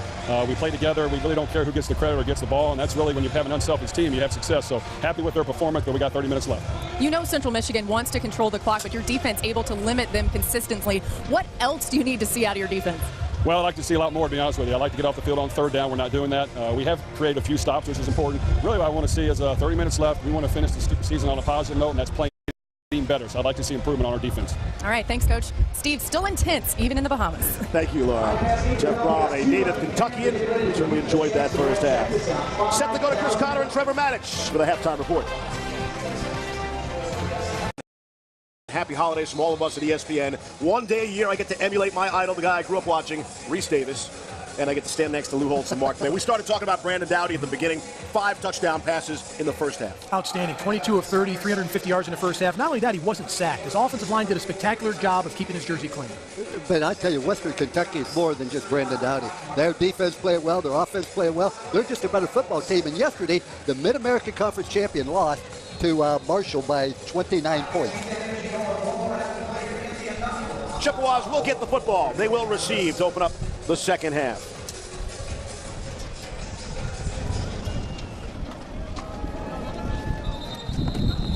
And touch it back. Start out at 25. Down to Laura Rutledge. What'd you find out, Laura? Well, Steve, I spoke with Central Michigan head coach Dan Enos, and he said, look, I know I'm stating the obvious. We've got to get some stops defensively and make some plays on the ball. He also said he's not surprised by Brandon Doughty. He knew he'd be good. And for Enos, a bright spot is his quarterback, Cooper Rush. He thinks Cooper's played well so far, guys. All right, we'll watch for that. And they need a whole lot more of Cooper Rush in this second half. If you're Central Michigan, you don't not only have to score, Coach, you have to score in a hurry and in bunches and take some chances here, because you know one thing, Western Kentucky's offense, they're not going to take their foot off the pedal. No, they really aren't, but they're putting tremendous pressure. But, you know, I've been behind at halftime sometimes by a pretty good amount. And what you said to your football team, hey, man, here's what we have to do. We're averaging 30 points a game, so we should be able to score 15 on offense. Let's score 1 on defense. Let's score 1 in special team. And the defense, you shut them out, all of a sudden we're back in the ballgame. You make it so that, gee, that doesn't seem that difficult. Just 1 on defense, score 1 on special team. Yeah, we get that done. But more importantly, they've got to restore some pride when they leave here. But they're already going the wrong way. Loss of 5. And now it's going to bring up a 3rd down and 15. We'll take a look at our first half stats brought to you by Popeyes. The numbers sort of jump out at you as you would anticipate on the WKU side. Outstanding job of operating this offense. No mistakes offensively. Didn't turn it over. Not only that, I just love the way their offensive line has done a good job of protecting their quarterback. But not only that, the way he's operated in the pocket when he was under pressure. 6 out of 7 on 3rd down. That is impressive. Here's a big 3rd down conversion opportunity. This one for Central Michigan, though. On 3rd and 15 from the 20. Rush is taken down. A couple of flags on the play. Derek Overstreet brought him down. The only true freshman on the 2 deep. Well, you know it's bad when you get flagged for holding. Still sack the quarterback. Number 75 of the offense. Penalties decline. Result of the play is 4th down. For Western Kentucky, they're coming out fired up. They can throw their ears back, pin their ears back, and go after the quarterback, throw caution to the wind. They do a great job of beating their offensive linemen one-on-one, getting to the quarterback. Ron Caluzzi is standing at the goal line.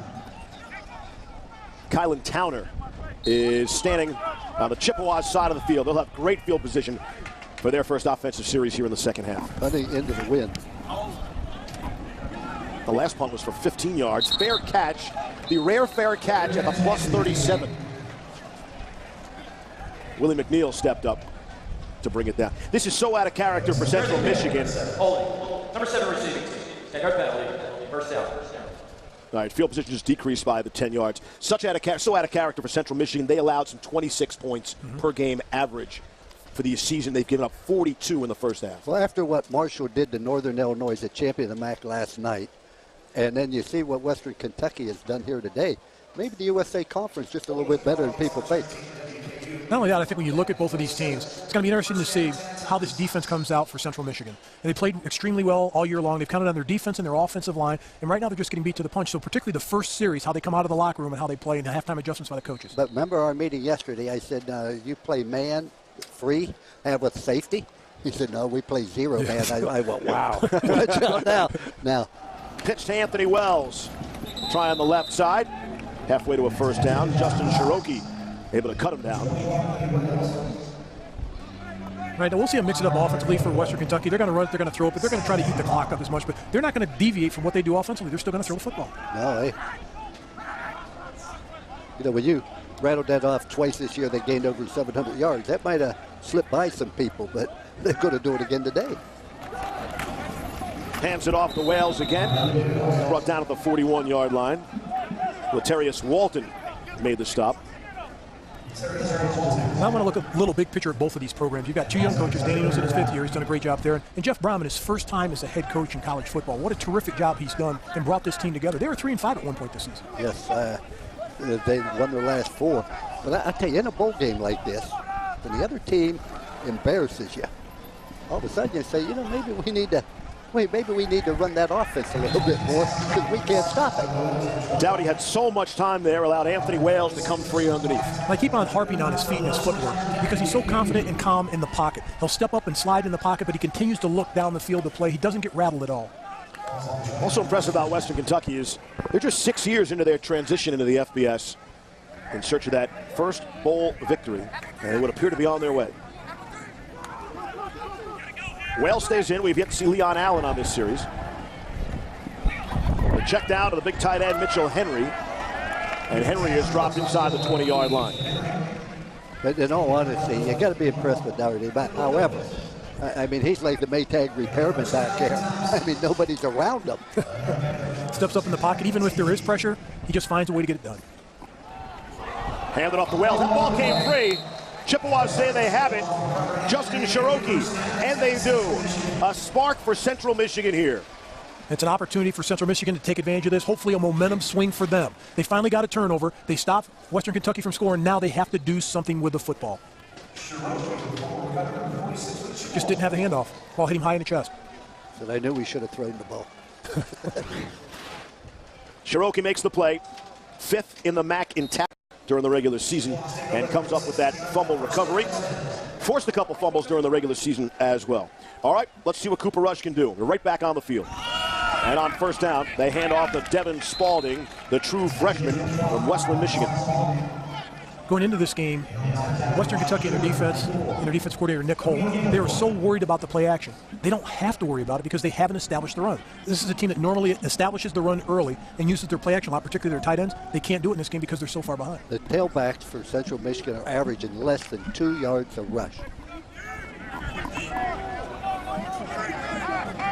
2nd and 10. Rush able to step up and complete.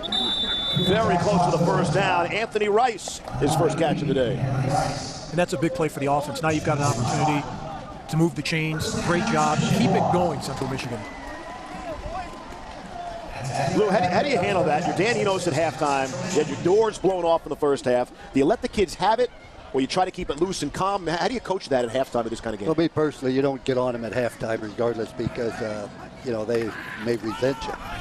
What is important is you get to practice on Monday. Then we're going to get that corrected. But right now, hey man, we're better than this. And we're not being fair to ourselves. We're not being fair to our school. And more importantly, we're not being fair to Popeyes Bahamas Bowl. We make a commitment to come here. We make a commitment to come and play our very best and be totally focused. And we weren't the first half. And doggone it, that's unacceptable. You're not chewing them out, but you're wanting facts. I felt we went to a bowl. We had an obligation to make sure that Papa Bahamas Bowl was glad we came and we did everything they asked us to do, plus play hard.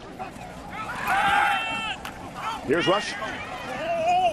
Had to get rid of it there before he would be dropped back at the 20. Goes as an incomplete pass. Tanner Reeves had the pressure on him.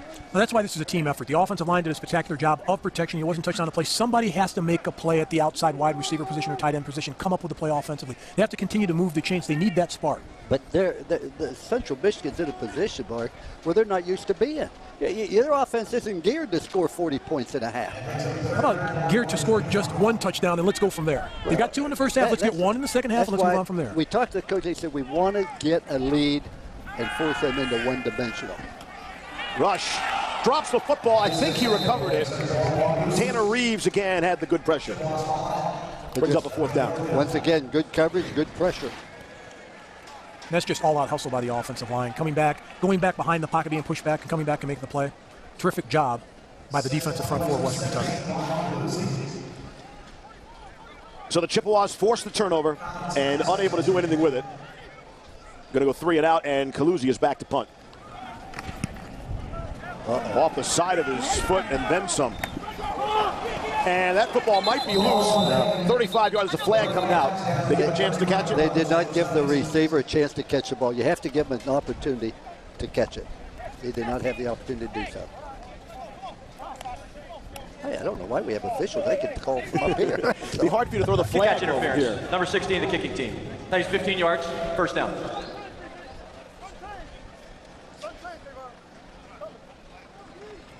Coach, you called it into the wind all the way up here? Yeah, I mean, that's a strong win. But As if the Hilltoppers needed great field position. Calusi, the punter. He's punted into the wind, in fairness, but punts of 15, 25, and 12 yards for Central Michigan, the last 3 punts. And right away on first down, Anthony Wales, touchdown. Field position has meant everything, and on first down, the Hilltoppers strike again. Nice job of execution on the left side of the offensive line, creating the scene for him to hit. He never got touched on this play, Coach. no, he really did. Very well blocked. He definitely got in. All the ball has to do is hit the pylon. It doesn't have to be inside it. Well, I'm not disagreeing with you again because I agree with the officiating crew that was right there watching the play the last time, and we were both wrong. No, I wasn't wrong. You were No, wrong. not The you. I official was said- wrong. I was wrong a few years ago. But Mark, I'm sure his family appreciated you circling him, so everybody can see him at home on Christmas Eve. Wow, all Hilltoppers in a big way.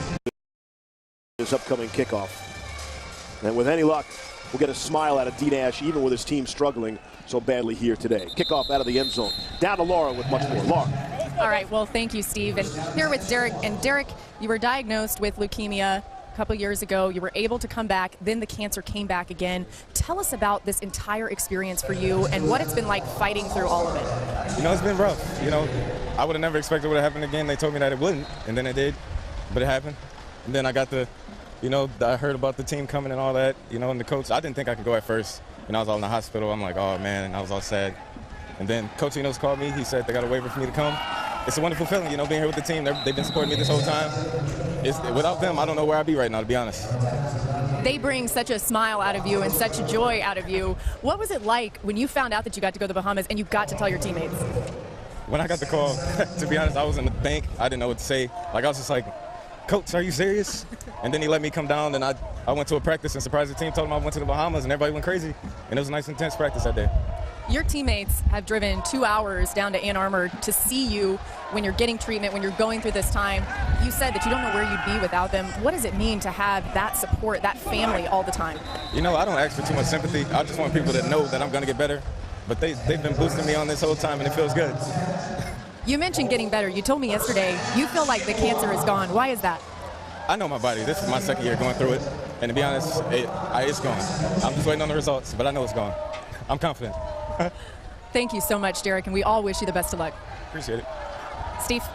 The man's got the right attitude, huh? He definitely does. When he walks into a room, he just lights up the room with his beautiful smile and his great attitude, and we had a chance to spend some time with him, and just an outstanding young man. I wish him nothing but the best and a huge, great future. And what a positive attitude he has. It's just incredible that, you know, when he walks in the room, he makes you feel better. Two things at work here. Obviously, the medical condition wouldn't allow him to come to the game. The other is the NCAA. And look, they get bashed for everything. Mm-hmm. They got this right. They sped up the process. They asked him to waive the rule about it. They got him here. And kudos to the NCAA for that. I agree. It was the right thing to do, and I'm glad that they stepped up and did the right thing. And I want to tell you, the attitude that one has cancer is so critical in your recovery. Dan Enos also had a great line about Nash. He goes, you know, he doesn't want to hear from any of his players, you know, it's too cold out to go to class, or I got a little sniffle, I don't feel like class, because Derek Nash, after his chemo treatments, he drives all the way back and still goes to class. And Enos has used that if Nash can make it to class, you can too. And look, he's not happy about the score, but you know what? He's loving every minute of life, every single day, as he should. Great to have Derek Nash here at the Popeyes Bahamas Bowl. I think it's always important to count your blessings, not your problems. You're here in a bowl game. Yeah, you aren't playing very well, but this could turn out to be a positive in the long run. In the air and caught and then dropped. Titus Davis brought it down, but couldn't hang on to it. What a fabulous job of the offensive line of picking up the blitz of Western Kentucky. Central Michigan did a great job of protecting quarterback Cooper Rush. It should have been a reception, just couldn't get it done. But what a terrific job of picking up the blitz. That was wonderful, Terry, on the coverage there. And Central Michigan's Ron Caluzzi will punt again. What's the average? 17? Averaging 17 yards or so per punt in this game, mostly against the wind. Got that one high in the air. Fair catch is signaled for by Kylan Townend. And Western Kentucky will take over Bahamas American Football Federation. Good job done by all. Giving back to the community that they're playing this great bowl game in. Anthony Wales is the ball carrier on first down. As Western Kentucky will look for more. Why not go for 50-plus points in a bowl game? Up 49-14, some 6 minutes to play here in the third quarter. Brandon Doughty has thrown 5 touchdown passes. Had a rushing touchdown, wiped out. No, it wasn't a rushing touchdown. Wiped out. That was going to get you going. The correct call made on the field. Jared Dangerfield on the receiving end of that Doughty throw. Some players come together on the sideline. A little chippy. And there is a flag. Personal foul. Unnecessary roughness, number 6, the offense. Penalty's 15 yards. Result of plays a first down. It's going to be 1st and 10. That's the 5th personal foul we've had in the game. 5th. You know, I'm not saying they wouldn't have called this, but I think everybody's on high alert after that Miami Beach Bowl, the ending of that game. And you can't blame the officiating crew to stay on top of it. But if you look at this Western Kentucky offense, and how about the quarterback, Brandon Doughty? 5 touchdown passes. You know he's got a chance to tie the bowl record and possibly break it. Well, if they throw the ball. Well, they will. Look at this. 6 is the record, Coach. He can tie these guys with one more. He can surpass them. And offensive coordinator Tyson Helton's up in the press box. You probably just saw that graphic. Look at this. Here's Wales. Takes a helmet down to the 41-yard line from Tony Anise. But Anthony Wales rips off a gain of 29. A great run by Wales. But I still think, look at this. This is an impressive list of quarterback. And for him to tie that or possibly break that, you know, we've talked about his numbers the entire game long. Spectacular. Out of this world. I think he's going to have that opportunity to go ahead and break that record today. Lou mentioned it earlier, an FBS record 8 touchdown passes in a road game. That over previously undefeated Marshall in the regular season finale. But he's stuck on 5 right now. He's stuck on 5. Here's Doughty. Little pump fake, trying to freeze the defender. And instead, a short gain to Jared Dangerfield. I was asking the WKU people, please tell me Dangerfield's nickname is Rodney. It's not Rodney. I really, so how could it not be Rodney? Or at least his nickname. His nickname is Danger. Danger? I guess. But Dangerfield, I'm going Rodney. You think he even knows who Rodney? These are kids, right? Respect. Yeah. Take my wife, please. Oh wait, that wasn't Rodney. Anthony Wales is the backfield. Looked like somebody jumped. Pass is completed. Okay, you've got to be impressed with Doughty's accuracy. I've never seen anybody anymore. Offside. That number 2 with the defense. His penalties decline. The result of the play is a first down. Blake Serpa jumped. Tim Gorski on the receiving end. Bryce Petty leads the explosive Bears offense against Connor Cook of the Spartans in the Goodyear Cotton Bowl Classic. Number 8 Michigan State takes on number 5 Baylor. That's New Year's Day, 12:30 Eastern on ESPN, part of the New Year's 6. Looking forward to that one. It's going to be a really competitive game. That should be fun. Doughty able to complete the Joel German. 24th play. The previous play was the 24th play they've had on offense, the Hilltoppers, of 10 yards or more. Coach, it just seems so easy for Brandon Doughty. He stands in the pocket. There's no pressure. He can throw it to his tight ends, his wide receivers, dump it off to his back. There's no pressure. When you got no pressure as a quarterback, it's easy. No, the equipment man's got to be delighted because he isn't even going to have to wash his jersey. I mean, he doesn't have a stain on it. A 2nd and 1. They got to go end zone here, right? 2nd and 1. Perfect. The spot on the field. Take a shot. Oh, he fumbles the snap. Doughty fumbled the snap, and Anthony Wales was fortunate to recover. See, this sets up perfectly to throw it in the end zone. Right here, just focus on the ball. When you got an opportunity, just make sure you take the ball from the center, hand it off. But here's the better opportunity because it's 3rd and about 3, so now you got to throw it in the end zone. 3rd and 3 from the 13. Doughty completes, has enough for the first down to Willie McNeil. Josh Cox brought him down. Coach, if you're Central Michigan, you've got to do something. Get your hands up. If you can't get to the quarterback, get your hands up and try to take away those pass lanes. I would just tell them to start the bus up. We're leaving early. I tell you, if we're going to play like that, we might as well go home now, man. Everybody in a hurry to get back for Christmas Eve. And both schools will travel home tonight. Anthony Wales is the setback on first down and goal now inside the 8-yard line. It's Wales stumbling his way to about the 6. Bring up a second and goal. With all the accolades about Dowdy, I'm sure people at home are wondering, what about the prospects of playing on Sunday? What do you see for him as a future NFL guy? I think when you look at the NFL, I still think it's a quarterback-poor league. You've got your superstars, but then your backups, and then a lot of teams really don't have even a starter that they've got a lot of confidence in. I think this is a young player. He's got the size, 6'3". He's got the arm strength. He's got the strength, but I think he'll come back. He may get his evaluation to find out where he may get drafted if he does, but he's coming back next year because he's going to build on what he has because he needs to get stronger. He needs to get bigger. He needs the opportunity of making plays. Dowdy hit as he throws. He was granted a 6-year eligibility. He was redshirt as a freshman. Then when they forced him to play as a redshirt freshman, on the third play he played, he got injured his knee and was out for the year. And that's why they granted him a 6th year. And I think for him, just having the opportunity of getting more snaps is going to help him down the road. He's going to get a lot of snaps. That's one thing about Western Kentucky. He's got the size they love in the NFL, right? 6'3", 210. Yep. You know, when you talk to him, he's a wonderful young man, but he was so close to his grandfather. Chris Cantavelos brought him down. After the play was over, unsportsmanlike conduct, taunting, number 12 of the offense, 15-yard penalty, 4th down. 12 on the offense, fellas. That's Dowdy. That's surprising. There's not a real place for that. We don't know what happened in the hotel and mouthing off before the game and everything else. There's a lot of things that go into a bowl game when the players interact. Or something happened on the play that he wasn't pleased with. It's 4th and goal. Dowdy stays out there to hold for Garrett Schwetman. This will be a 36-yard field goal attempt.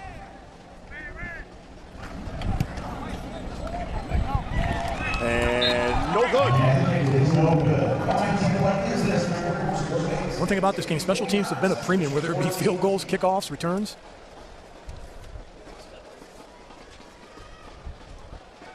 Western Kentucky unable to break that.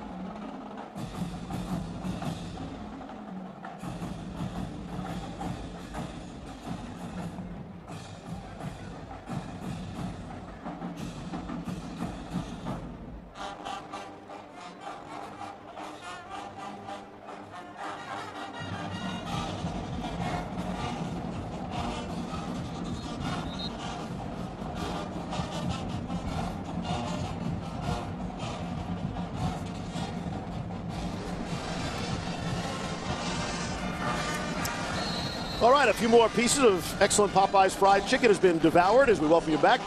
4th quarter act. Capital One Bowl Mania continues tonight. Fresno State squares off against Rice in the Hawaii Bowl. Tonight, 8 Eastern on ESPN. Fresno State, the Mountain West Western Division champions. Rice making their third straight bowl appearance. The start of the season 3-0. Should be a good one tonight. Hawaii Bowl is always a good time. The scenery is exceptional. The football's really good, too. We did that bowl last year, and it's a wonderful bowl. Yeah, did a nice job. Oh, Hawaii last year, Bahamas this year. Of course, a hard one.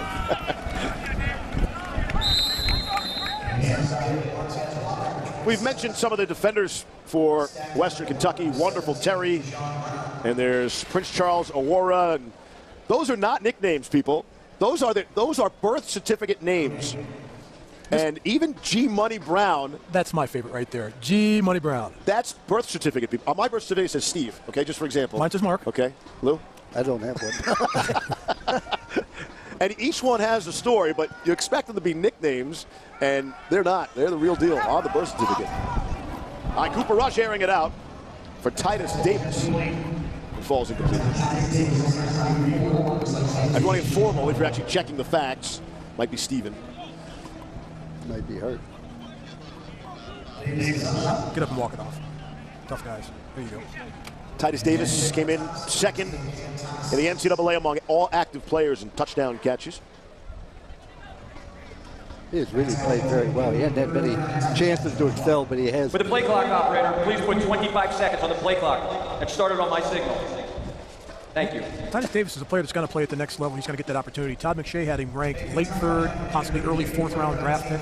I was looking forward to him running back punts today. He ran one back against Chattanooga the opening game for 66 yards, got injured. Correction. There was a player from each team down, injured. In this scenario, 40 seconds should be on the play clock. Cam Thomas being helped off. Thomas has already accepted an invite to the East-West Shrine game. He's a big physical quarterback, big hitter, had a terrific season.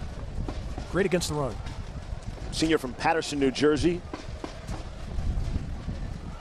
On 3rd down and 9, here's Martez Walker. And he's got first down yardage. It would have been great to see Titus run back a punt, but Western Kentucky hadn't punted. You can put that in the game plan all you want if you don't get the opportunity. Yeah. Now, Central Michigan, they could not have seen this coming, right? Not in their worst nightmare could they expect it to be in a 49-14 hole end of the third quarter. When you see your conference champion get thrashed by a team that lost to this team. Yeah, the MAC's been taking it on the chin. That is the end of the third last couple of days. Nassau, the Bahamas, and Atlantis, always a popular stop for the cruise ships. Moving on out.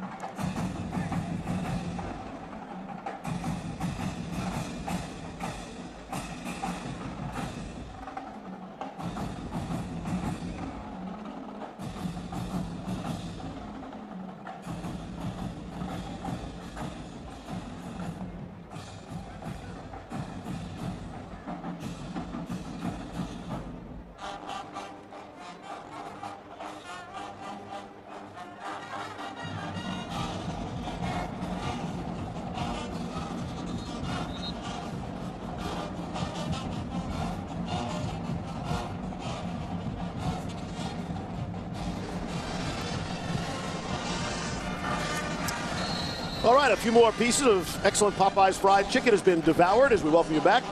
Fourth quarter action, ESPN's coverage of Capital One Bowl Mania and the 2014 Popeyes Bahamas Bowl. Why is it every time you mention Popeye's chicken, you look at me? Because there's some on the side of your mouth still, that's why. That's good. Here's John Bocci, the fullback. Joe Bocci, I beg your pardon. Bocci, who moved to fullback in the offseason, gets the run there. To open up quarter number 4. It's been all Western Kentucky, 49-14. Keep in mind, a long, long time ago, this was a 7-7 game. They traded touchdowns the first couple series. Central Michigan marched right down the field, their first drive, 3 plays, 75 yards for a score. And we thought we'd be locked up in a high-scoring, tight affair. Well, it's been high-scoring for one school anyway. Cross midfield for Central Michigan now. On first down and 10.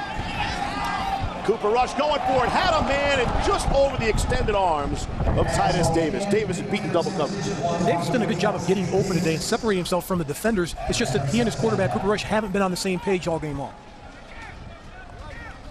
Davis, the 3rd Chippewa ever to be all-conference 4 years. Dan Lefevre and Brian Anderson, the only others to do so. That's quite an accomplishment to be all-conference 4 years in a row.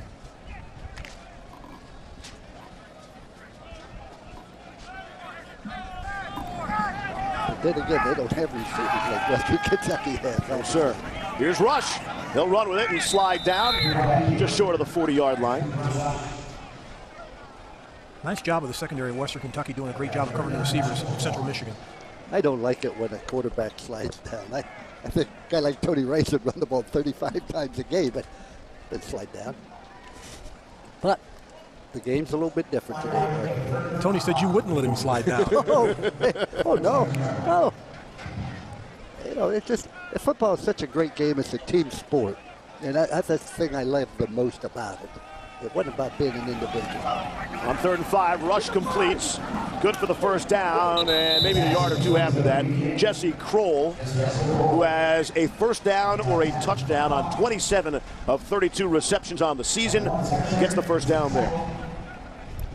You'd like to leave this game with a good taste in your mouth for Central Michigan. Just move the ball, try to get it in the end zone, score some points, get a little momentum going in this game. This could be very positive for Central Michigan. After this play, I'll tell you the experience I had. Handoff is Walker, running right up the middle and still going before finally tripped up on a touchdown-saving tackle by Derek Overstreet. I'm at Notre Dame, and we go to a major bowl, the Cotton Bowl, first time in several years. We're hit 10-0. Next thing I know, we get beat 31-10. I had to get on the airplane next day, fly to Japan. Here's the amazing thing. In that locker room after the game, I had one player crying. That was Chris Zorich. He didn't even play the entire year. He's the only one. On that plane to Japan, I made up my mind I was going to come back, and doggone it, we weren't going to be embarrassed anymore. We we're going to have players that cared about Notre Dame as much as he did. Next year we win the national championship. It all goes back to that game that we lost. Jackie Sherrill was the head coach there, and I revamped the staff. We did some things that bowl game and violated our principles, and it turned out to be a very positive thing. Really set the tempo. Yeah, we got to a bowl game. That was great. The Cotton Bowl at that time, the only bowls we'd go to were the Orange Sugar, Cotton, or Fiesta. That was great. But you know what? It wasn't good enough for Notre Dame in the long run, and we learned a lesson from that game, and the same thing can happen. Dan Enos is a fine, fine coach. Here's Rush, looking for the end zone. Touchdown! It's Titus Davis. And if nothing else, the score will look a lot better in the box score tomorrow morning. I tell you, that kind of Rush, you know, he's only a sophomore. He's got a good future. Great job of timing on the route because he knew he was going to wait for Titus Davis to get open. He's going to beat the defender one-on-one. Easy slant, touchdown. Now, you got to kick off. You have the wind behind you this time. You got the wind behind. Do you onside it? Yes, it's a bowl game. I would. That's why you're not a coach. I would have gone for 2 there. Oh, yeah, that's a way to get it. Number 75 off. 5-yard penalty. Still to try. See, that's bad, right? You get a touchdown, you get a little closer, and then a false start on the extra point. Well, there's no starting count on extra point. Everybody has to look in at the ball. And then when the ball is snapped is when you step in.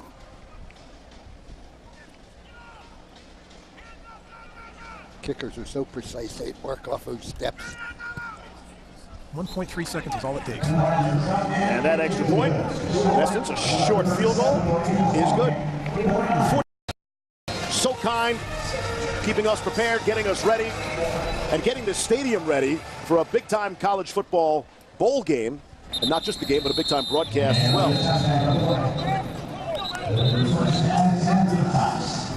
the first time, singing hallelujah for the first time. 4 teams, 4 chances, but only one champion. The College Football Playoff on ESPN. Hallelujah. So there it is, fellas. The playoff system everyone wanted. We got a couple of semifinal games. Are you looking forward to one game more than the other? I think both games are going to be outstanding. I think when you look at Ohio State, the season that they had going through 3 quarterbacks, and they're going to play Alabama in their backyard, and they're going to go against a Nick Saban defense that's great at the run. I think that's going to be a big challenge. The other games are going to have 2 Heisman Trophy winners. What more could you ask for? Anytime you're one of the Final Four, you're capable of winning it all. Even Ohio State with their 3rd-string tailback is capable of doing it. I think Alabama's probably the best football team. But that game right there, Marcus Mariota, Jameis Winston, he's got a lot of pride. He'll play very well in that game. And, of course, let's remember this. They haven't lost in 29 games. 29 games, that's almost 3 years. People have been hung up on the margin of victory, much smaller this year, but all they do is win every game. In the end of the season, people don't say, well, you beat them by 4, you beat them by... You know what? You're undefeated. Right. That's the bottom line. No, not so fast. The alumni remind you, well, we didn't win big enough. I don't know why it is. The big knock on all... He didn't win the big one. Well, what I found out is the big games are when you don't win. If you win, it wasn't a big game. Right. But it's going to be a great game to see and to watch those 2 quarterbacks compete against each other. That is going to be fun. I'm anxious to see which team improves the most on defense. I think that's Achilles' heel for both of them. 3rd and 2. That pass batted down by Blake Serpa, the junior from Sugar Grove, Illinois, making the stop. Central Michigan needed a whole lot more of that this afternoon. Plays like that. Now, this punt will go about 20 yards if he hits it good. Look who's back receiving the punt, Coach. His first punt of the day. He's only returned 1, and what the coach has said, if you want to make it in the NFL, you're going to probably have to do more than just be a receiver, be a return man as well. He's very elusive. Yeah, we should introduce the people to Joseph Acapenti. He's the punter for Western Kentucky, making his first appearance of the game. Got some pressure on him. Hung it up, but it is way short, and it drops about the 50-yard line. He boomed that. That was 17 yards. Into the wind. They're keeping him clean, his uniform. Look good on that.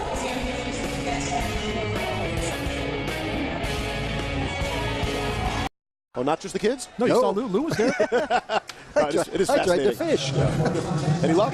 No. Maybe you're using the wrong bait.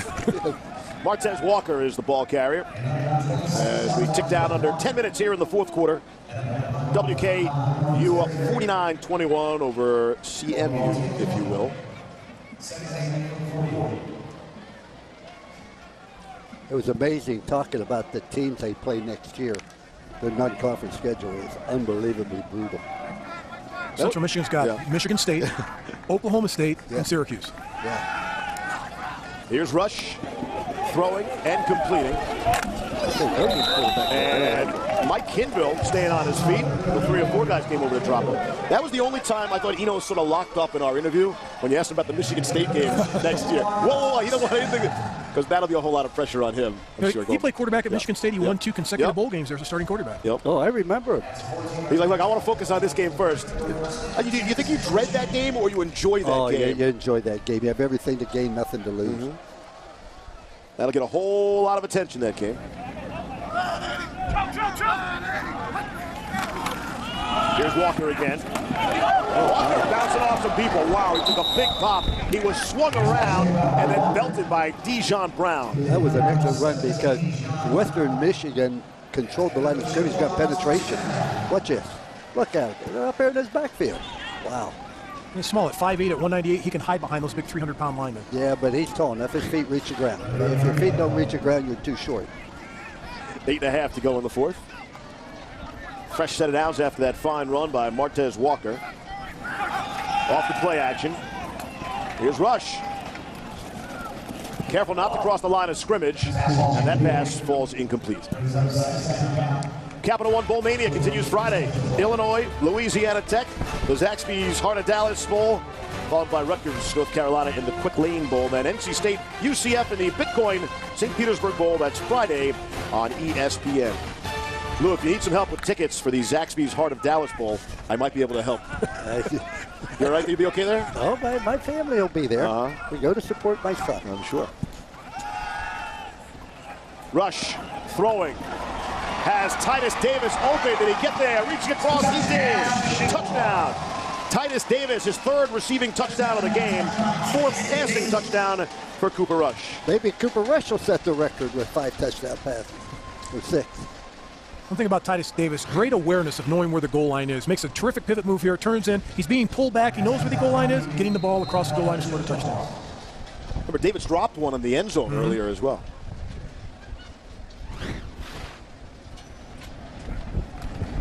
Evie on for the extra point. Made 34 of 36 point after touchdowns during the regular season. He's got that one too. Looks better on the scoreboard here in the 4th. Here in Nassau. 8 minutes left on the clock. Should we expect the onside kick here, fellas? I don't think so. Why not? Down 3 scores. Did I do the math right? Yeah, three scores. And they kick it deep. Who was right? As usual, Dr. Lou. Never wrong. Got it right. What's that like being you? Is that hard every day? Oh, no, I'm not. Hey, the guy on my right is correct more often than I am. He is smarter than I am also, I might add. For the record, Mark is sitting to his right. You can't see it at home, just so there's no confusion there.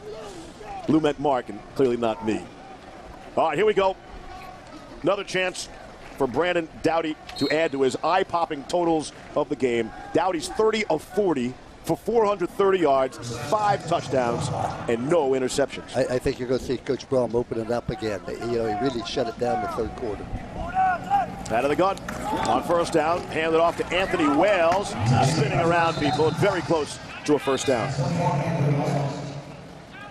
Again, I mentioned the 5 touchdown passes for Doughty. Only 3 have thrown 6 scoring passes in a bowl game. Connor Halliday, Geno Smith, and Chuck Long.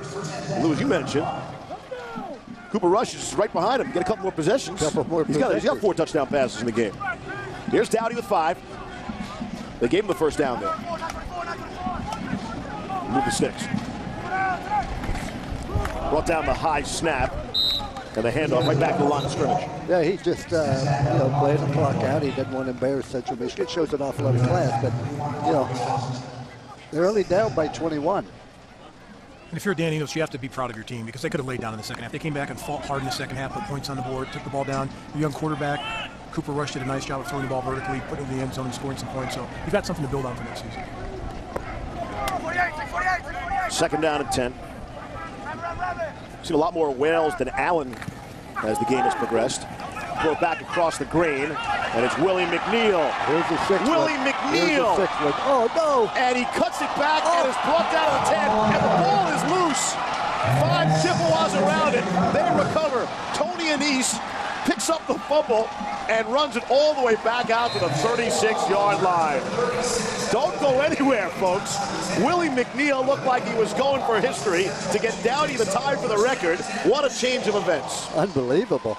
And this is an outstanding job of not giving up on the play. Right here, see the defenders coming down the field, going with the play, stripping them of the ball, then recovering the fumble. That's a huge play for Central Michigan.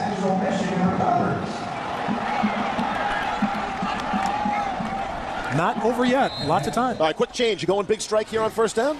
No, we're just going to keep doing what we have been doing. Let's get a 1st down, and if we get enough of them pretty soon, we'll score a touchdown. If we get it one more, now we got the onside kicking.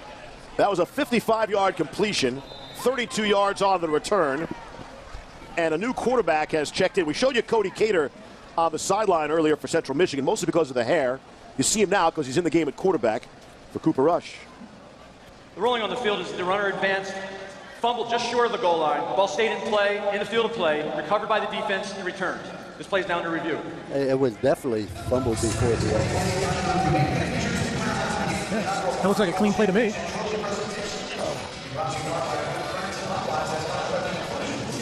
We'll have to take another look at it.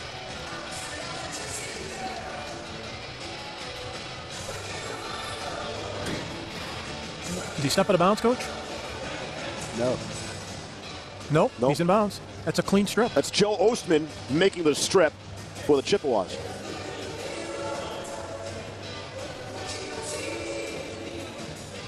Oh, trying to pick up some blockers right here.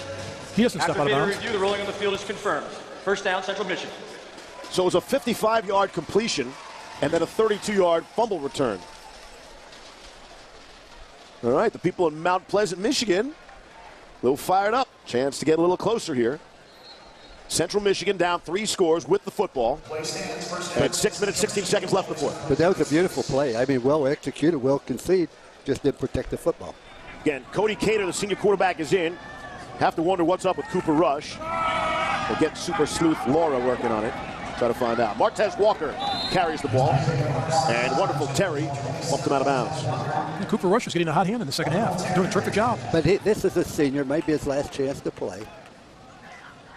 Here Coach, maybe they want to give him a snap or two, because here does come Rush. Well, that's what I said. You know, you take care of your quarterbacks, your seniors. You know, ladies and gentlemen, it's not just about winning the game. It's about developing men. And both these coaches were so impressive with how they handle their people. You're talking to the players. On 2nd and 1, Martez Walker has that and plenty more. Another first down. He's a true freshman. So, 2 things here, guys.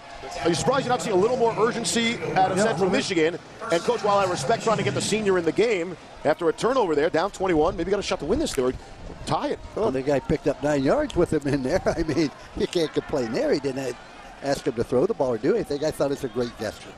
Handoff. Off the play fake. Rush throwing, and too high. Too high for Titus Davis, who goes 6'2". Not tall enough to bring that down. Wonderful Terry was there on the coverage. In case you're curious, the biggest comeback in bowl history prior to this one. 31 points. 2006 Insight Bowl. Texas Tech over Minnesota. I remember that. That's the last game that the coach coached there, as a matter of fact. Yeah, they overcame a 31-point lead. The biggest lead today was 35. So let's hang around for the potential for some history. There's only 5 minutes, 10 seconds. He needed a sense of urgency.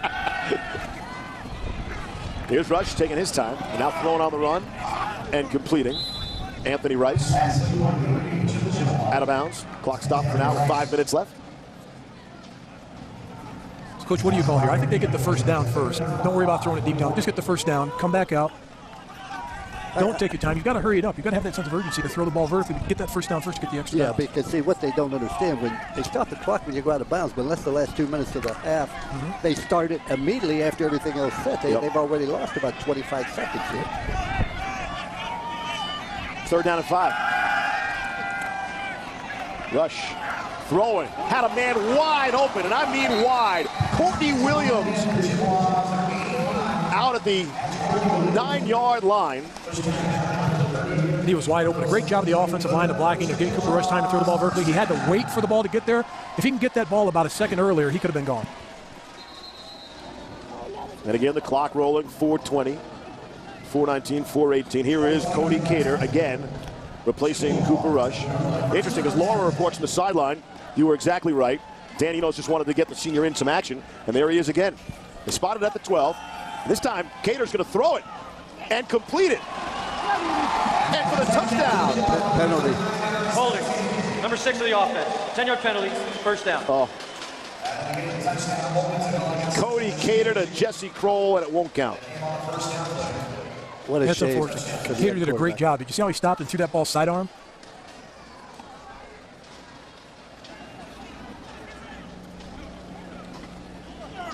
You got to block him. You can't tackle him, Coach. No. Right here. That's not going to work. You would have thought he had the ball. Hey, the guy should be playing defense, without a doubt. That's Sailor Lavallee, who's played an awful lot in this football game. Rush comes back in. 1st and 20. Push it all the way back out to the 22. Pressure now. Rush throws and completes. Able to hit Mike Kinville, the tight end. But again, precious seconds will tick away. It's a good learning experience for Cooper Rush in this game. Even though they're behind, he's doing something. He's being challenged out there. He has to make plays, feeling the heat under pressure, but he's still making plays and hanging in there. I'm very impressed with them. The problem is how they're going to replace so many other seniors that they have. As I mentioned, they returned 20 starters from last year's football team. 3rd highest among any of the major schools. Davis in motion, top of your screen. See if Rush goes that way. It is caught. It's Courtney Williams for the touchdown. 10-yard touchdown.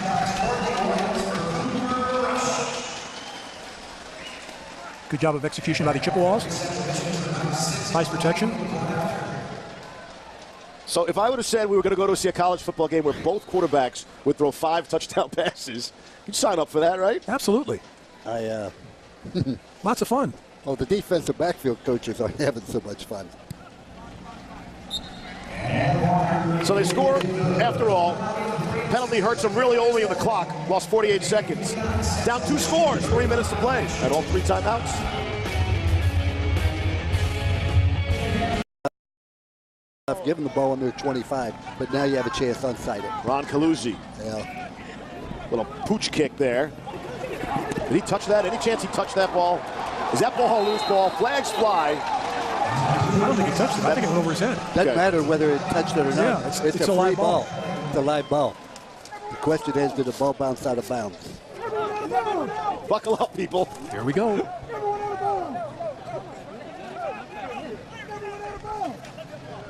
The ruling on the field is the ball never touched the receiver. It did touch a member of the kicking team and then touched out of bounds. This is a kickoff out of bounds. Ball be placed at the 35-yard line. First and 10. Chaos avoided. It doesn't have to touch him. That's a free ball. I don't know what he was thinking. I tell you, that they tried to knock it back in. Oh, if he would have swatted it back in instead of trying to recover it. So close. There's his elbow. Yep. Look at that. You're down around the 10-yard line. That would have been something. One heck of a finish. 3 minutes to play here in the fourth. 49-35. Each quarterback has thrown 5 touchdown passes. Been a whole lot of scoring in Florida and points south, right? The Miami Beach Bowl, it was Memphis 55, BYU 48. The Boca Raton Bowl, Marshall 52, Northern Illinois 23. And here at the Bahamas Bowl, 49-35. What happens so many times? Defensive coaches get too complicated in trying to stop everything, and the players get confused. They can't play natural football, and I see that happen over and over. They're trying to outsmart somebody, out-execute them. Tackle, get to the spot, play the ball, keep the quarterback in it, just fundamentals. Anthony Wales, the ball carrier, he caught that up? No. He's able to recover his own fumble. You mentioned about the defense executing. The offense is executed well today. Oh, the offense do that very well, but you know, you can't play when you're... First short time out of the half, Central Michigan. It will be a 30-second timeout. You can't play when For the you're... game clock operator, 2 minutes, 5 seconds, 2:05, game clock. Timeout on the field. Central Michigan won't go down without a fight. Gives us the opportunity now for today's Capital One Player of the Game. And it is... Correction, please put 2:15. The man we opened up the broadcast with, Brandon Dowdy. Came in throwing more touchdowns than any player in the country this season and adds to it with 5 more today. And most of it was done in the first half. He had 350 yards passing and the 5 touchdowns all in the first half. And he was the sharpest attack of the first half, 22 of 30, executed the offense magnificently for Western Kentucky. They did open it up at halftime. They played it very, very conservative. Didn't let him throw much. Guys, 5 games for Dowdy with 5 touchdown passes or more. That's impressive. Wow, right? Eye-popping numbers. And you have to tip your hat to head coach Jeff Brom and offensive coordinator Tyson Helton. What a job they've done with this young quarterback. What a transition, though. 4 years ago, under Coach Taggart, I think it was, they just ran the ball, all power. Look at this. He's throwing deep. He won't complete it, but they're going to try. You know, you get the sense these coaching staffs, they're aware of the records. Maybe somebody told them it's a bowl game. Why not, get Dowdy a chance to get it, to tie the all-time record? I think that would have given him a chance. He deserved it. They never really threw the ball the second half. Maybe Titus Davis will get that opportunity to field another punt opportunity. He's excited. Well, he's punting into the wind. I'd say 18, 20-yard punt will be good. Acapenti is standing at his own 20-yard line to punt it away. Central Michigan not done yet. And before he puts it in the air, whistles. False start. Number 22 of the kicking team, 5-yard penalty, 4th down. I think wind is more difficult to play in than wet weather. The wind really has a tremendous factor on the ball, in the kicking game, passing, etc. Okay, the ball is on the 29. I say if he gets it to the 45 of his own, he'll be doing good. Had a 17-yard punt last time out. That'd be good. Acapenti from his 15 now. Oh, he moved that. Davis runs up for the fair catch. And Central Michigan will take over at the 45-yard line. Now that 2 may minutes not, left and 3 timeouts. That may not look like much, but Titus Davis on that play, that was a great adjustment to the ball to field that without fumbling it into the wind. The wind's wobbling the ball around to run up and catch that and not make a mistake. How many times, Mark, do we sit there watching all the football games, and what drives you crazy is a guy kicked a 15-yard punt, and nobody fields it, and it rolls 40. That is what you call lost hidden yardage.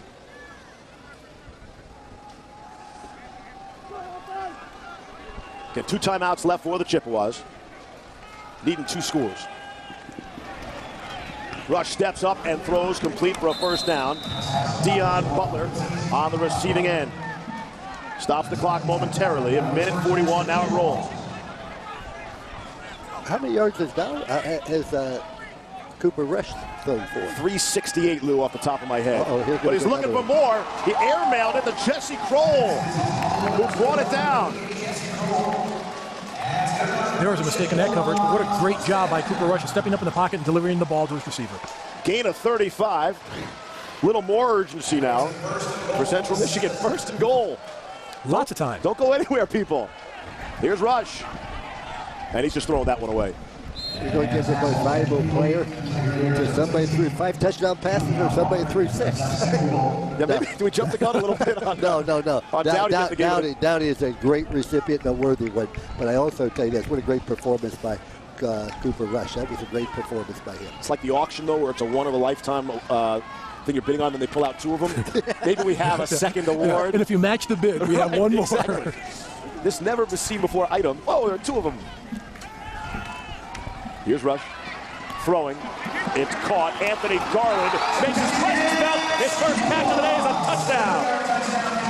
And we're in a 1-score football game. Raise your hand if you saw this coming, people. There's nothing worse than... Now, he was in the end zone, Mark. He wasn't down. See the difference between him and a quarterback? Gee, thanks for pointing that out to me. Nothing worse being on the sideline and the momentum's against you, and you can't change it. Anthony Garland, where you been? First time we mentioned you today, the senior from Ferndale, Michigan, and it's 49-42. How about that?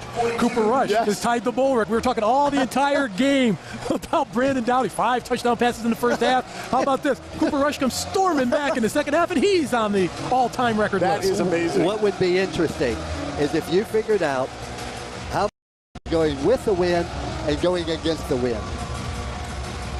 So I was handed the statistic.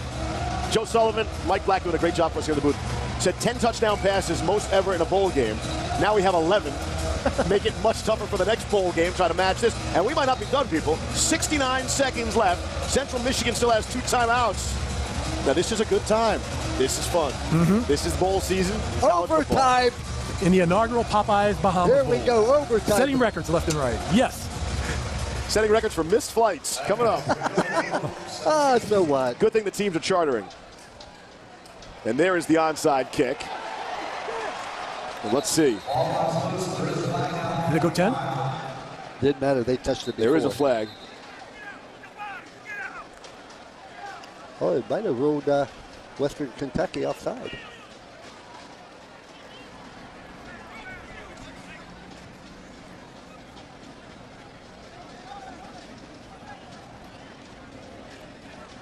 Those guys have had kind of a challenging afternoon. There's no foul during the down. The flags were mistakenly used to show where the kickers had touched the kick. However, the receivers recovered the ball beyond this spot. That's where the ball would be placed. 1st and 10, Western Kentucky. Solid explanation there. Okay, I guarantee they talk to one another more than they have their families. They have all the time. That's Sailor LaValle. Made contact with that football. Well, Coach, what do you think? They run it out, or they go ahead and try to tie the record with No, Brandon Dowdy? they're just worried about getting the game. Get the game ball, win the game, get on the charter flight, and go home. They're going to run the football. They're in the I formation. They're going to force Western Kentucky to use their last 2 timeouts. There's Dowdy, puts it on the ground. Central Michigan will call timeout quickly. Second charge time out of the half. Central Michigan. It will be a 30-second timeout. As a coach now, you're saying, okay, they have one more timeout. We have 2nd down. That means with 58 seconds to go, they're going to call timeout. Okay, we run a play, that'll be down to 50, and then 30. So yeah, we don't even have to. We don't have to punt the ball. We don't have to do anything.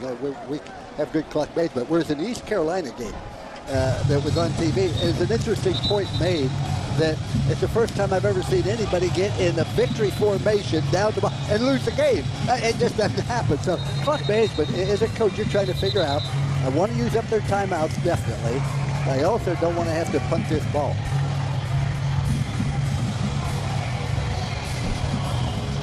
Well, it turned out well. Both of them have a lot of positives to go into next season on, and both have great quarterbacks coming back. Both teams played hard, extremely hard for 4 quarters, which was great. They both got after it, offensively, defensively. Saw a lot of scoring, a lot of excitement, great game to watch. What a great defense. If you're watching a game as a bowl game, I think it's a great watch. There's Leon Allen back in there. Third and last time And Central Michigan will take their last time out. Chippewas can say they won the second half. Small consolation prize, but made it a lot closer. Turned a blowout into a competitive game. It's not baseball. It's not a doubleheader. I mean, it's just total cumulative. Got it. Now you run the ball, and here's what I do, Mark. I run the ball again, and with about 15 seconds to go, I throw it in the end zone. Good call. Because that take up a lot of time for the ball to be in the air. It's been interesting. We've been talking about the wind so much today. 13 touchdowns scored in the game, 8 with the wind, 5 against the wind. Well, the first 2 were by Western Kentucky in the first quarter. They drove down. Guys, to do that with Dowdy's numbers on the screen there, the most amazing part of that to me is the 0 interceptions, right? Yeah. Just throwing a ton. Not a tipped ball. A million things can happen, go wrong. It's clean living right there. Played smart at the quarterback position all day. On the draw. This is what I expected the whole game for Central Michigan to control it. About a 9-second difference, game clock and play clock. You're not the only one who can do math, Lou, all right? I did that top of my head there. Didn't even get any help. No, but that's what you have to do as a coach when you're thinking about finishing out the game now. With 9 seconds, I would punt the ball, yes. Into the wind. Into the wind. Or I would throw a deep pass in the end zone, and that would take a good 7, 8, 9 seconds. The game's over. It's got great feet. Well, you don't want to scramble. You may get sacked. Oh, that's the last thing you want. First charge time out of the half, Western Kentucky. It'll be a 30-second time. Western Kentucky will take a second here to figure out exactly what they want to do. They're going to punt the ball. No, one thing about it, everyone watching this game and us had an opportunity to see 2 quarterbacks play fantastic games that are also going to come back and play next season. Only going to get better. So both of them have some work to do on the defense. I thought the first half, Western Kentucky played very well on defense. Thought they were sharp on both sides of the ball. Yeah. The only thing they were sloppy on either team were really special teams today, but I thought in the first half on both sides of the ball, they were extremely sharp. Very much so.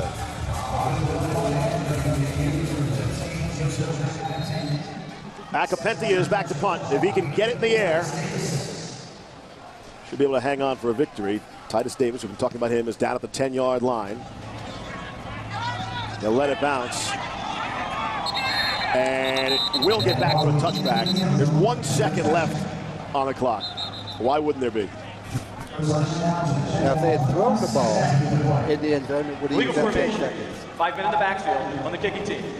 This 5-yard penalty will be enforced at the end of the kick. All right, so one last Hail Mary. I want to congratulate the bowl director and everybody associated with this bowl. It was just a wonderful experience. I could not have been treated any nicer. I totally agree with you, and I want to wish everybody a happy holidays out there from our ESPN crew, our techs, our camera people, everybody that they don't see on television to have a happy holidays because they did a terrific job here on Christmas Eve. This was a different kind of game for our crew, for our staff. But it was an entertaining game, and that's why, ladies and gentlemen, don't ever leave ESPN. Leave it turned on. At halftime, looked like being wrong. We're trying to figure out what we're going to say to occupy the state, and lo and behold, the game breaks out. Little international competition. The first postseason FBS bowl game outside of North America between 2 American schools since the 1937 Bacardi Bowl. 5 days before I was born. Here we go. Last chance. What are you going to do? Cooper Rush will throw it in the air and look for a whole lot of help. Ball is caught. Oh, no! To the 15. It's lateral again. Is that still alive? That's Titus Davis. Can he turn the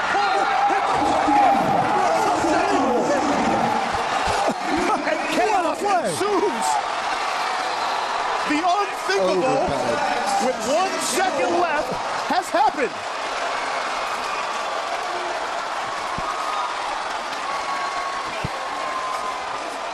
You know that thing about never leave? I'm telling you.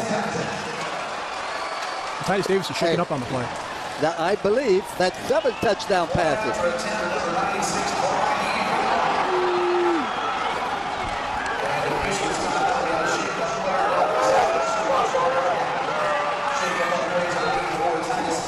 Did he get in? Did he get in? Did he get in? Can you imagine? Yes. Yep. Hit the pylon with the ball. We're going overtime, ladies and gentlemen. This is insane. Insane. People are texting their friends all over the country. Put the TV play. on. You need to see what's going on at the inaugural Popeyes Bahamas Bowl. And it looked clean. Wow. 7 touchdown passes. That was a touchdown pass. Titus Davis hit the pylon. The guy right there. They still got to successfully hit the extra point here. It's 49-48. How about trying to win it and go for 2? There you go. Who said overtime? Go for 2. Central Michigan is going to go for 2. The touchdown is good. You want to see a fantastic finish? Hey, either way. Either way. Yes. This is incredible. I applaud him for going for 2. This game's had everything in it. Look at this. 2-point conversion for the win. Back corner of the end zone. No! It's knocked away. Wonderful Terry. The coverage on Jesse Kroll, and that's how this game will end. Are you kidding me? 49-48, Western Kentucky.